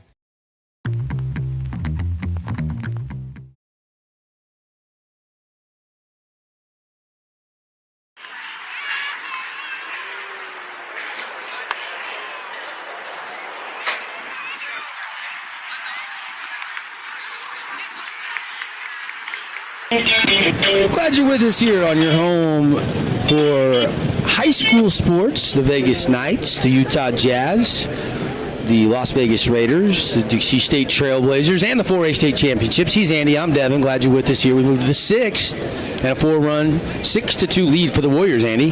Stats brought to you by Wilkinson's. Light It Up Region 10. Since 1946, Wilkinson's House of Lighting has been a fan of all Southern Utah sports. They're located right across from Fiesta Family Fun Center. Contractors and homeowners always call Wilkinson's home, and we've got a new pitcher as Dane Thorpe takes them out. Yep. One of those guys that has seen innings this year, so not going to go to a young pup with no experience. 2.33 ERA. He's only made 3 appearances. Thorpe this year, 6 innings, giving up 7 hits, 2 runs, both earned, walk 1, struck out 7. So pretty solid numbers. Just hasn't pitched a lot of innings for Coach Ibsen. And a bunt. Mendenhall lays it down. And a beautiful play to get it down there, but Mendenhall legged it out. He's safe.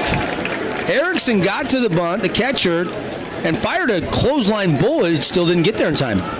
Might have been out, but he did drop the ball, too, at the end there. Ball ended up on the ground. Either way, it's an infield base hit. Great recognition. The pitcher falls to his left on the delivery. They pitched it to his right, or they bunted it to his right, and the catcher was the only one really that had any chance at all. Outside, ball 1 to Cruz Sechrist. We know how fast Mendenhall is. He's been a star on the football team for a couple of years. He kind of played that hybrid linebacker safety position for Coach Esplin. Offensively, running back, receiver, slot, whatever. Yeah. And that one paints the... Do they call that a ball? 1-1. 1 ball, 1 strike. Snap throw to first. Mendenhall back in time. 6-2, Warriors lead the Flyers. We're in the top of the 6th inning. Mendenhall a little shaken up. Calls time, walks around a little bit. Shake it off, as Taylor Swift might say. No, you do have daughters. Yeah, I do. Teenage daughters.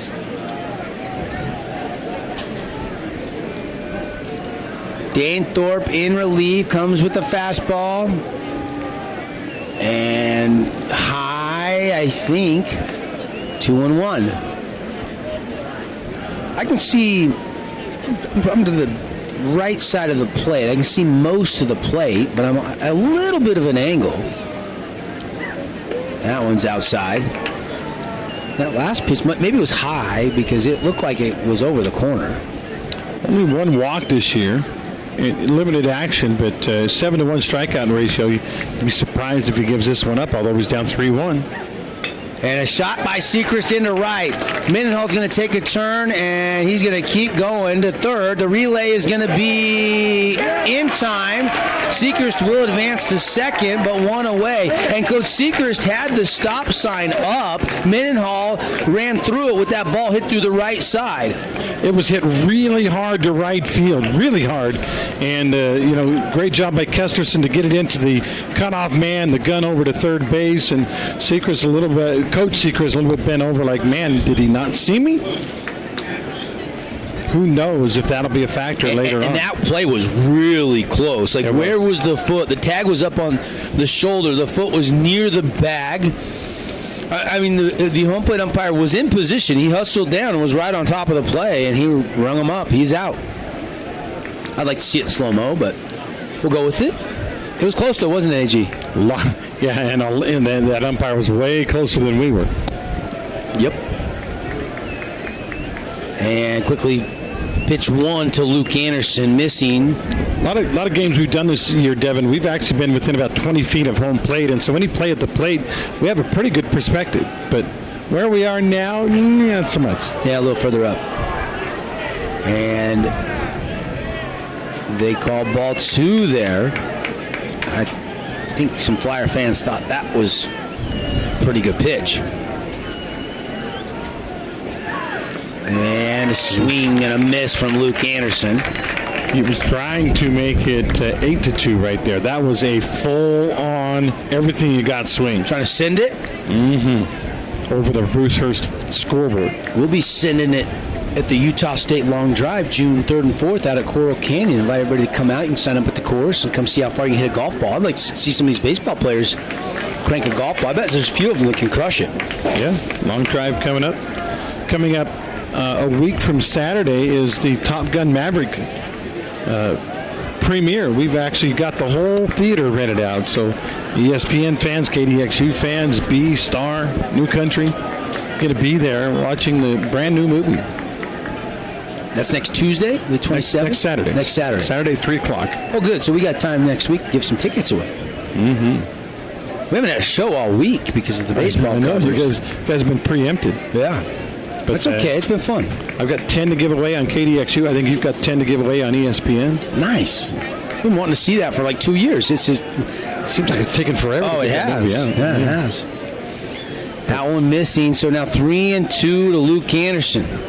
I'm going to have on my radio show on Monday a graduate of Top Gun, former pilot who I asked him what he was doing. He says, I spent my life landing airplanes on boats.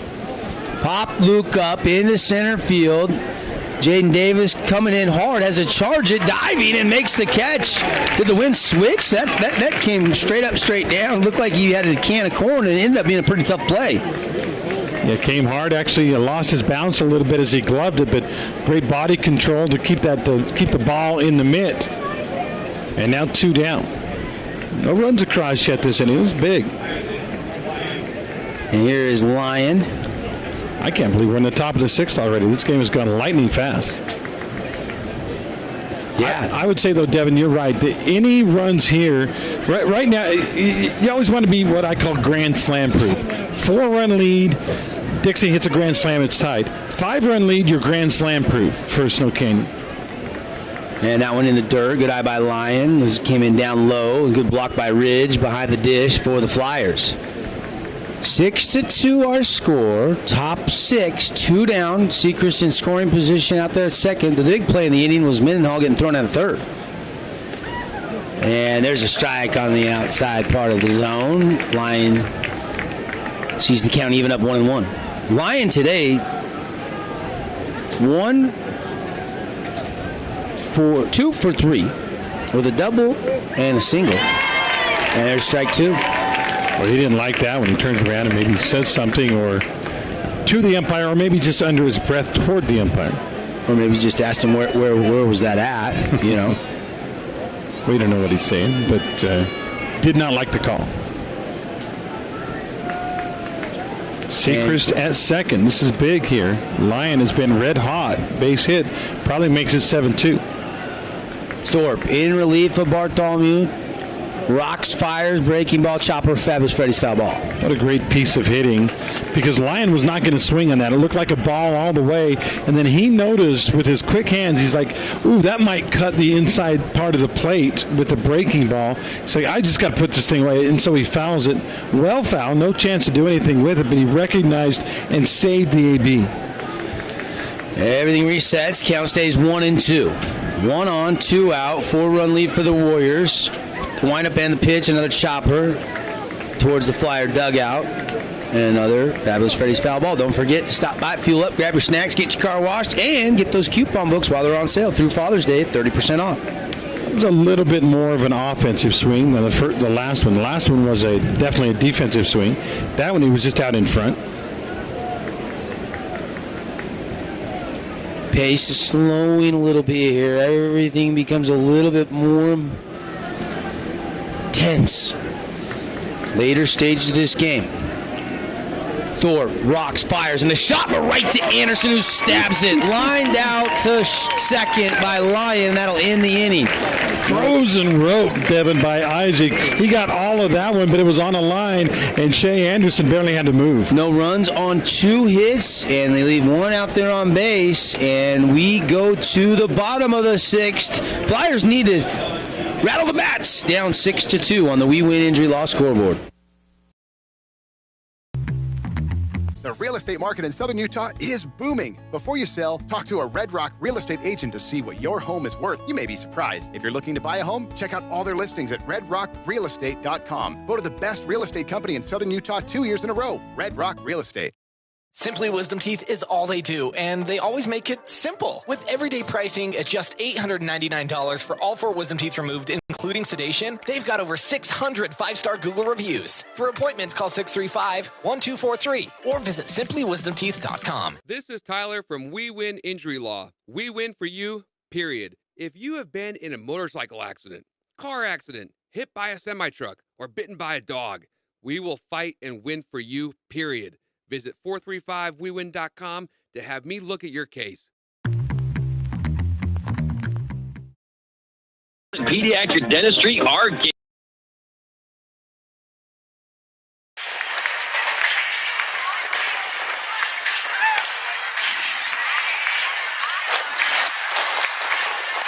Keyword Park by Ernie's Choose. Devin and Andy here at Bruce Hurst, 6-2. And Time to get it going if you're the Flyers offensively, down by 4 runs, and it'll be Vest to lead off the inning, then GJ and Davis. And again, you go 2, 3, 4. These guys may not get to bat again the rest of their careers, at least in high school, if they don't do something right now. So Dixie's got to find a way with Vest, Erickson, and Davis to get the offense on track. It's actually Braxton Ibsen that's coaching first base. Really? Yes, he is today. And is that Jeremy Hill that's over there at third? Big Red down there? Yeah. Can't tell. He's got a hat on, but if it's him, you got it. So here is Boston Vest, the sophomore. Jake Johnson, 64 pitches of 4-hit baseball, giving up 2 runs. That came on 1 swing of the bat from Kesterson on that 2-run home run. Make your plans. You think Dixie's got their ace on the mound. There is a swing and a drive, and it is going to go out of here.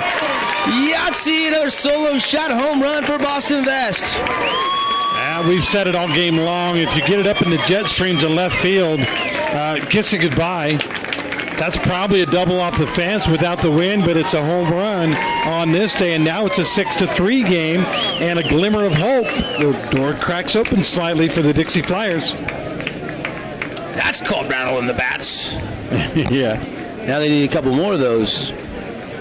6-3. Well, as fun as a solo homer is, bases are still empty now. So you really, the rally doesn't start with the home run. The rally starts with a walk or a single or double or something like that. So still got to get it going here. Oh, he plunked GJ. So maybe Johnson a little rattled after that home run. I just watched a young fan go out there across the street over by the apartment buildings to retrieve that ball from Vest. Go get it signed. How about that thing will be worth money someday. Are they bribing these kids to return the ball with a Laffy Taffy or something? I don't think so. Wonder how many Clough he brought with him on this trip. Talked with Jeff Clough, UHSAA, a little bit the other day. He is umpiring Pac-12 baseball. Said he gets 50 to 60 games a year. And here comes a mound visit with no pitches delivered yet to the batter, Jaden Davis. 1 on, 1 in, none out here in the bottom of the 6th. Oh, my goodness.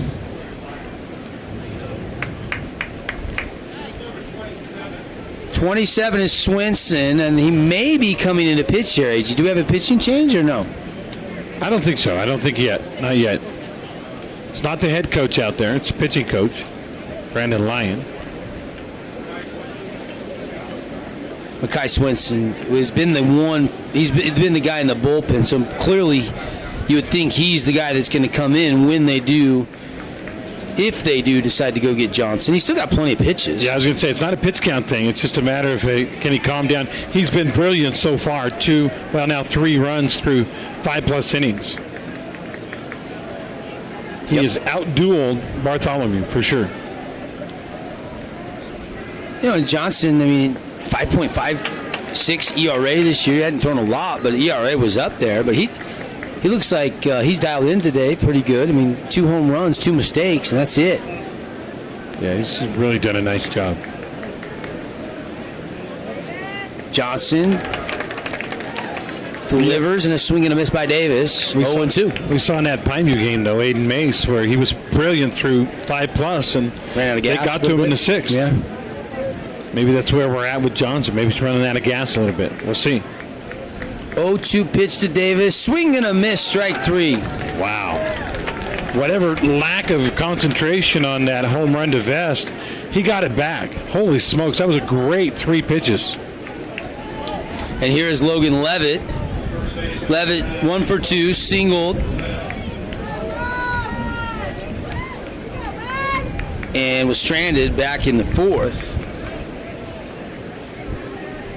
Again, Levitt hitting it. 424. Only G.J. Erickson has a higher batting average on this Flyer team. And breaking ball, perfect by Jake Johnson. He seems to have settled down after the home run. Yeah, he has.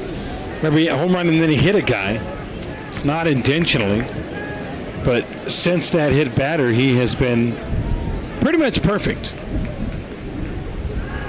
Throw over to Anderson, and GJ back in plenty of time.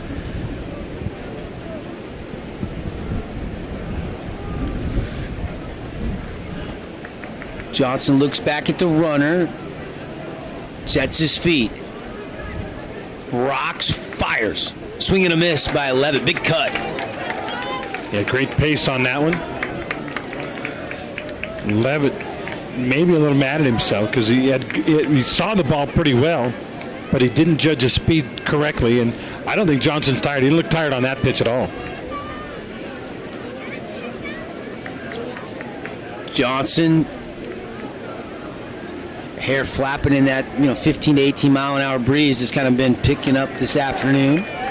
Haven't had too much wind. We've had a little bit of a 5 mile an hour wind a little bit this week, but this is the windiest it's been, and that's part of the reason you're seeing those balls just get out of here quick in left field. They're just getting in that jet stream and gone quick. 3 home runs in this game. 2 by the Warriors, 2 by the Flyers, 1 by the Warriors, and the ball gets away, and Smith's going to throw it down a second anyway. Almost got GJ, but he slides in safe. It didn't get away very far. I'd say maybe 10 to 15 feet. Smith with a strong throw made it close, but good heads-up play by G.J. Erickson. Now a runner in scoring position. And that's big. Break up the double play with 1 out. Yeah.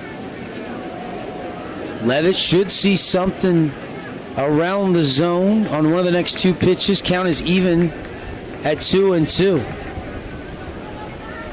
Johnson, fastball, pulled foul, and count will stay the same. Appreciate Johnson Pediatric Dentistry, Dr. Cody and staff. Make your kids feel right at home with all your kids' dental needs. See why so many parents choose Johnson Pediatric Dentistry. They're our post-game sponsor. We'll name our Ernie's 2 player of the game.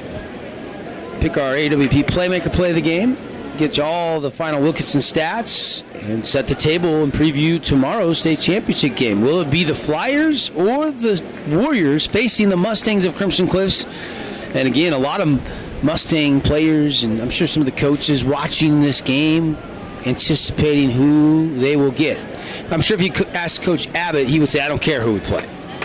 Yeah. Deep down, you may think you have a better matchup, but most teams say, hey, we got to be the best, you got to play whoever's in your way. And there's a hot shot and a nice play by Talon Kelly, and he throws it over to Anderson. Good stretch by Anderson, 2 down.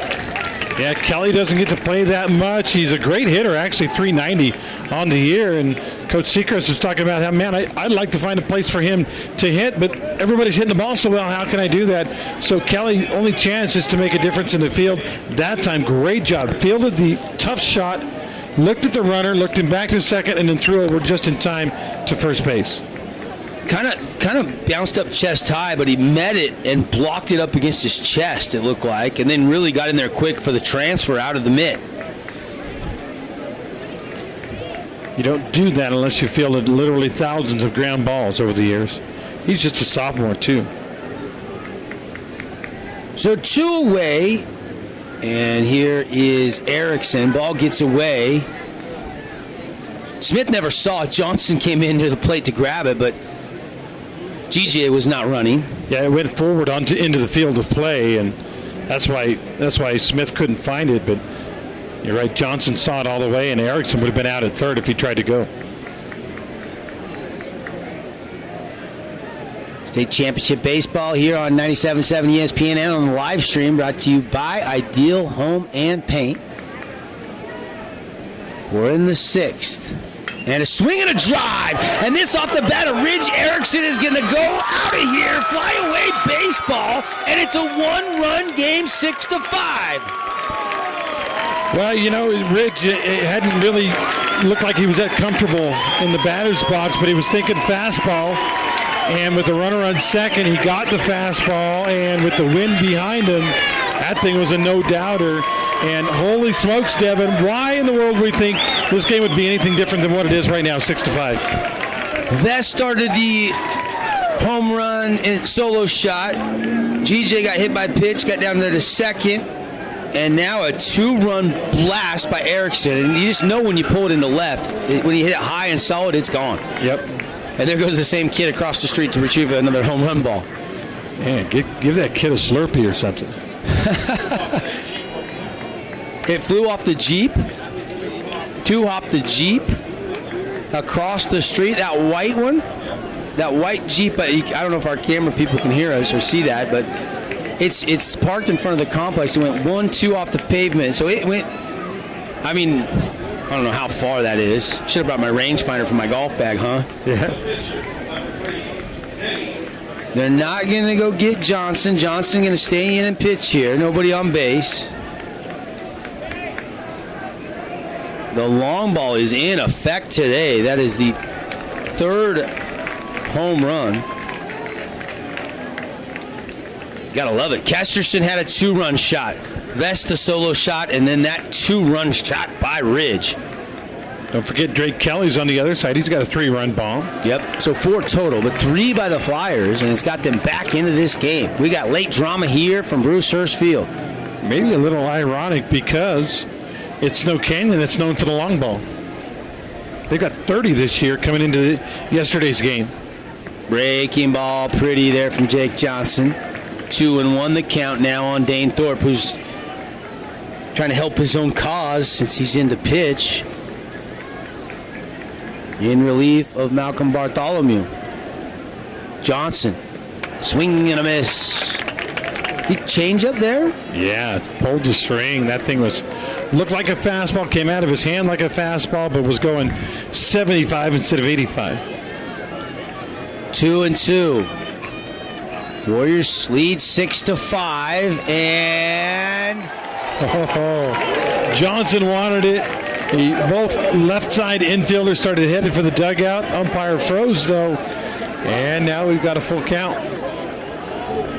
Where'd that miss, Andy? A little high, I thought. Just a teeny bit high. Here is the payoff pitch. Lost him. Thorpe burns the walk.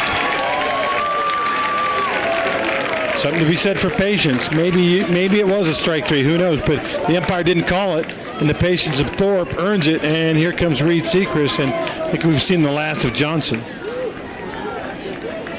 Timeout's brought to you by the Scott Gibson team at Intercap Lending. They don't mask their rates. Call them today at 619-8080 and find out how much the Scott Gibson team can save you. So 6-5. And that'll be it for Jake Johnson. We'll talk about the new pitcher when we come back after this timeout from the State 4A Baseball Championships.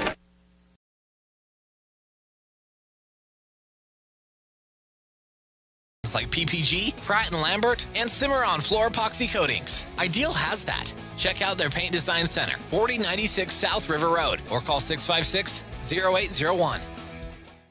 When it comes to your child's teeth, Dr. Cody and his experienced staff at Johnson Pediatric Dentistry are game changers. So when it comes to checkups, a toothache, or any problem with your kid's teeth, call experienced veteran Dr. Cody Johnson at Johnson Pediatric Dentistry, 628-0511.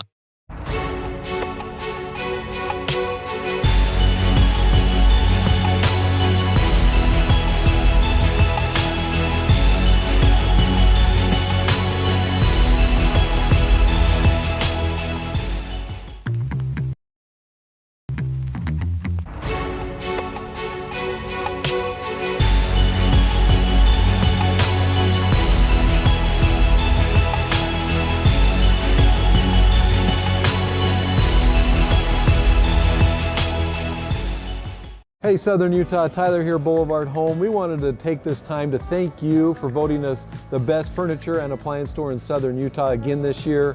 We couldn't do it without you. We appreciate all the support from you as well as the community for the 47 years we've been in business. So thank you from the bottom of our hearts here at Boulevard Home. We love you and we love Southern Utah.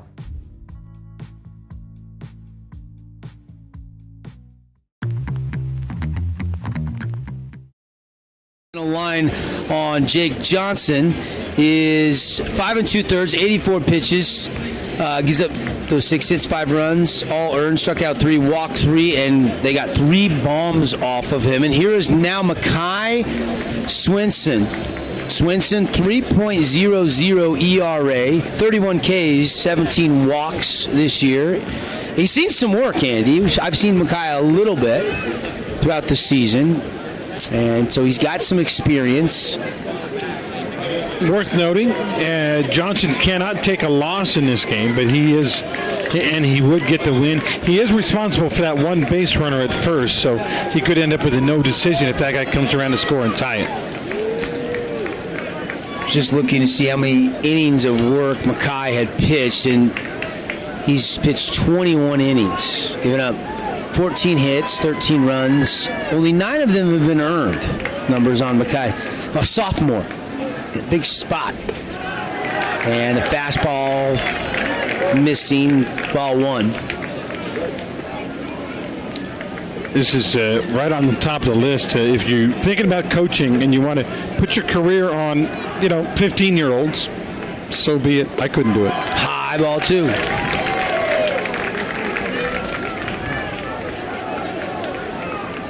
Swinson came in relief in the loss back on Monday. Snow Canyon had to Bear River. That's the last time he has pitched. So plenty of pitches available. There's a shot to right, but it's going to be tracked down and caught for out number 3 by Sam Lindsay.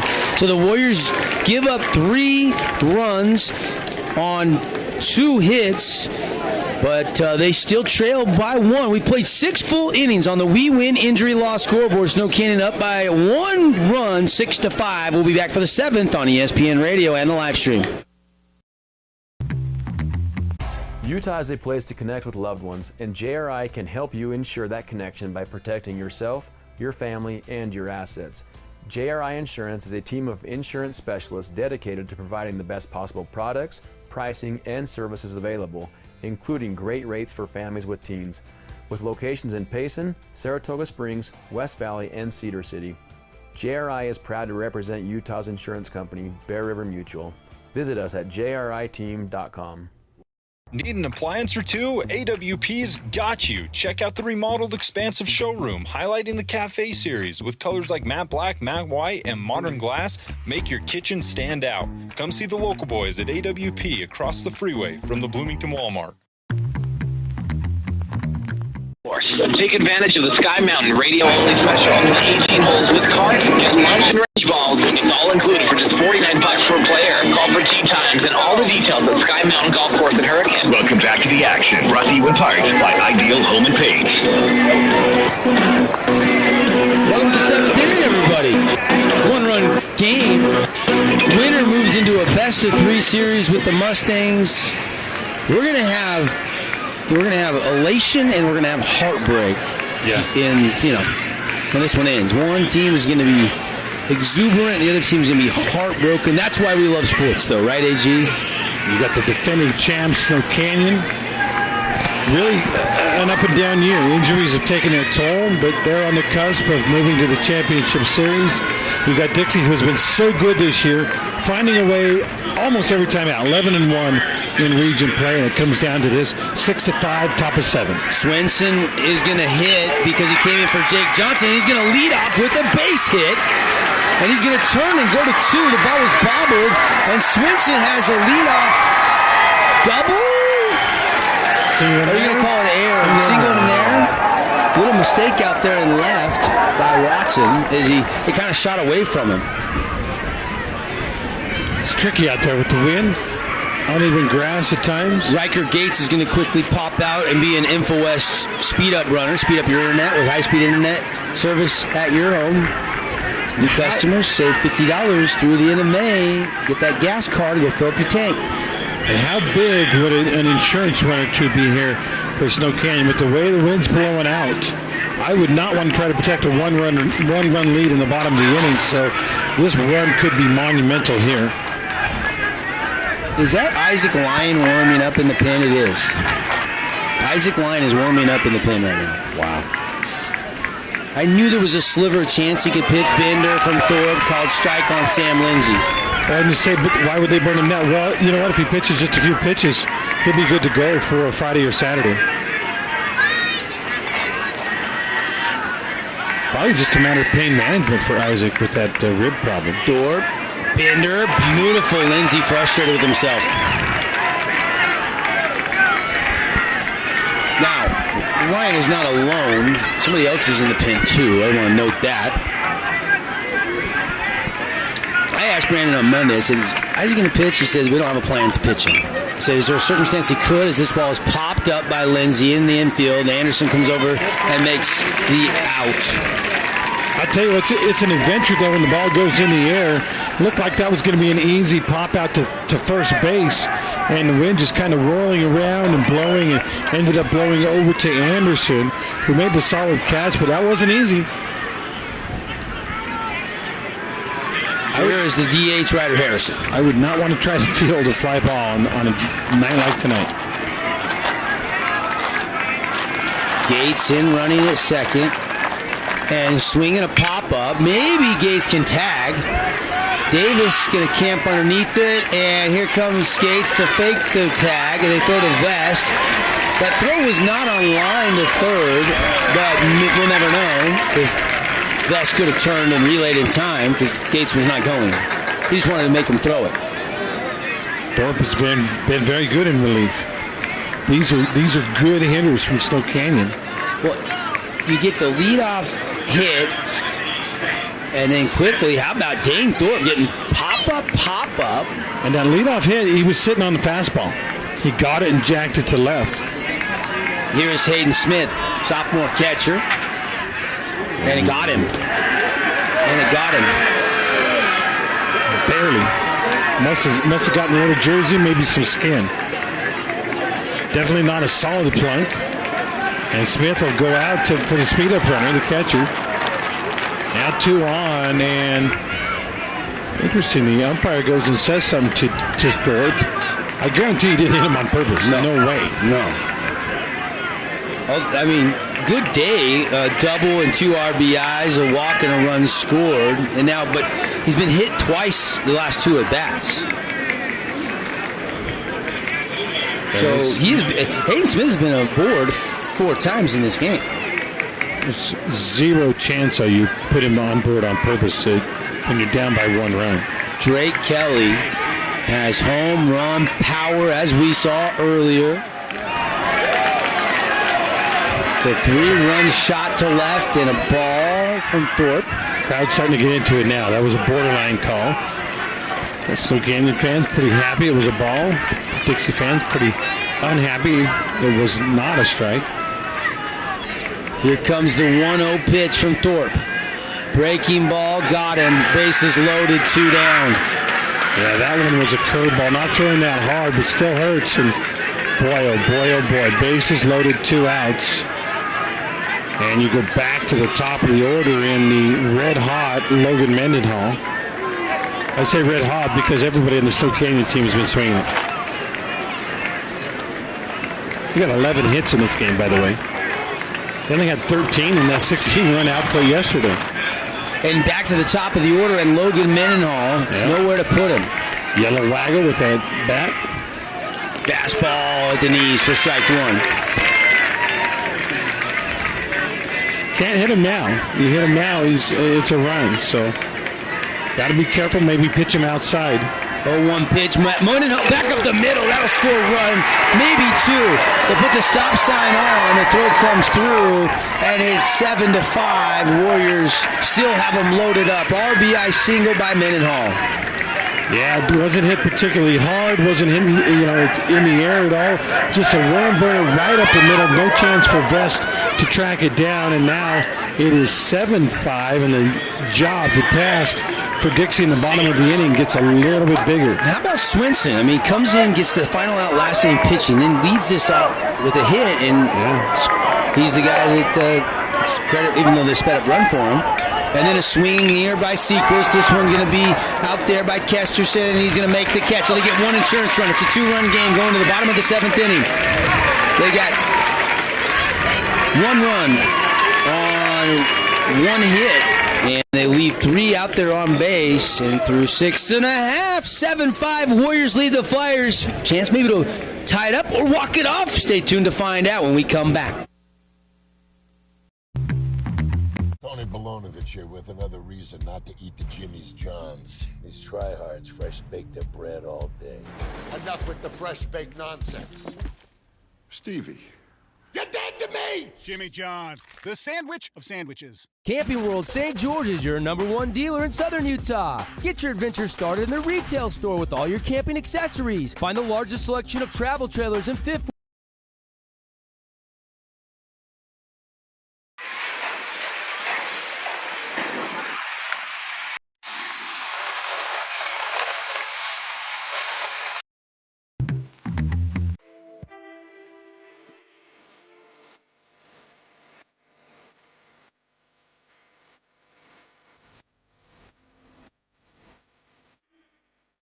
Got a project at work or around the house? Well, think Bucks Ace Hardware. Think Bucks for all the top brands like DeWalt, Milwaukee, and Stihl. Plus, Bucks has the best sporting goods department. You've got to see their gun department. It's stocked with a great selection of guns and ammo and accessories. 2 locations at the Dino Crossing in St. George or State Street in Hurricane.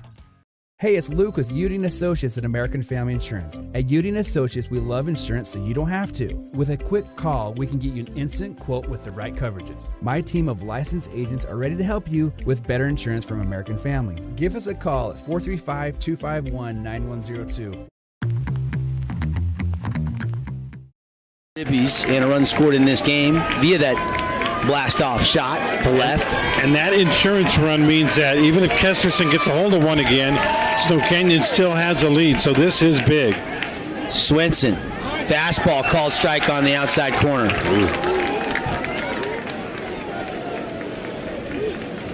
Kesterson steps out, asks for time, now he steps back in. Swenson rocks, fires, chopper out there to short, Lyon gloves it, transfer throw, high, but Anderson gets the tag. Yeah, I think he got the plate or the bag too.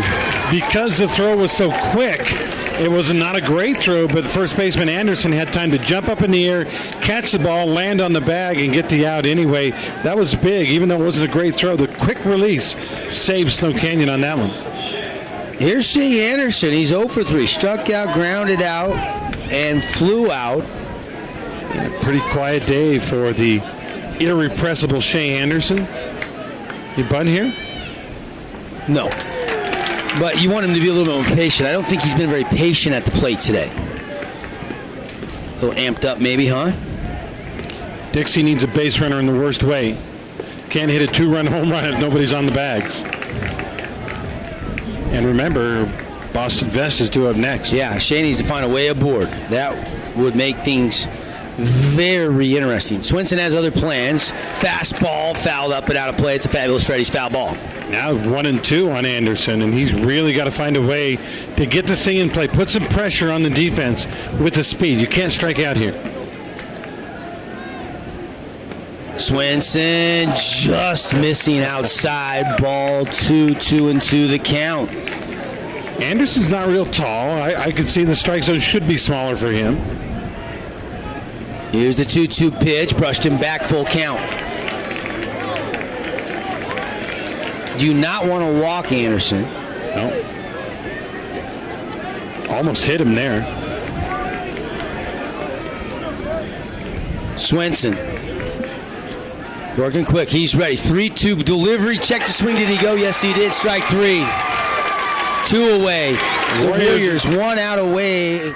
Yeah, they're pumped. Smith, double, triple clutch on the throw around the horn because he's so excited, the sophomore, with 2 outs now. Dixie has got to find a way to get a guy on. Vest can hit it as hard as he wants, but a home run only makes it a 1-run game. Boston Vest. That's how big that out was, Devin, on Anderson. Fastball low, ball 1. Yeah. You know, GJ would love another pop, though, and the only way GJ gets to the plate is if Boston Vest gets on here. Vest, 360 batting average. Today. Already has a solo shot home run. Yep, and 3 hits total. Which 3 is for 3. 5th of the year. And Swenson's being real careful with him here. At 2 in 24 games, he has 3 in 3 games here at Hearst. 3-0 pitch. Swenson strike on the outside corner. Yeah, Vest was taken all the way on that one. Now you maybe let your sophomore star swing it. Strike 2, same location. Here we go, 1 strike, Devin. Vest got to get aboard to give GJ a chance to bring the tying run to the plate. 3-2 pitch, struck him out, game over. Warriors punch their ticket to the title game series with the Mustangs on a K by Swinson. Tough to end it that way for Dixie. You leave the bat on the shoulder for a guy that's got 3 hits in the game, but he really thought he was going to get a walk on that one. It was over I don't think it was even that close. I think it was a strike all the way, Devin. And that will do it. 7-5 the final. Warriors lost on Monday to Bear River. They win Tuesday, knockout Hurricane. They win 2 yesterday, including last night against Dixie, and this one again against the Flyers. 7-5 the final on the We Win scoreboard, and they're going to have a spot in the best of 3 series with the Mustangs. Game 1 will be tomorrow night, 7 o'clock. We'll talk all about it. We'll get you some awards, some statistics. Stay with us. Johnson Pediatric Dentistry post-game show starts when we come back. Wow. Fabulous Freddy's is the locals' choice for a full-service car wash. It's fast. Have your car washed in just 20 minutes or less. Fabulous Freddy's always keeps it clean inside and out, with 2 Southern Utah locations as well as in Vegas, Lehigh, and Sandy. You've been eating the delicious sandwiches from Jimmy's John's? They got summer wraps. They're new. This one's chicken Caesar. Got croutons too, boss. Freaking Jimmy's John's! New summer wraps. Get them before they're gone. Sky Mountain Golf Course is in great shape this spring. Sharpen your game with the Springtime Radio Golf Special. 18 holes, cart, range balls, and lunch, all for just $69. As always, don't forget to bring your camera. That's only at Sky Mountain Golf Course. 435-635-7888. $1 spent in store. Get your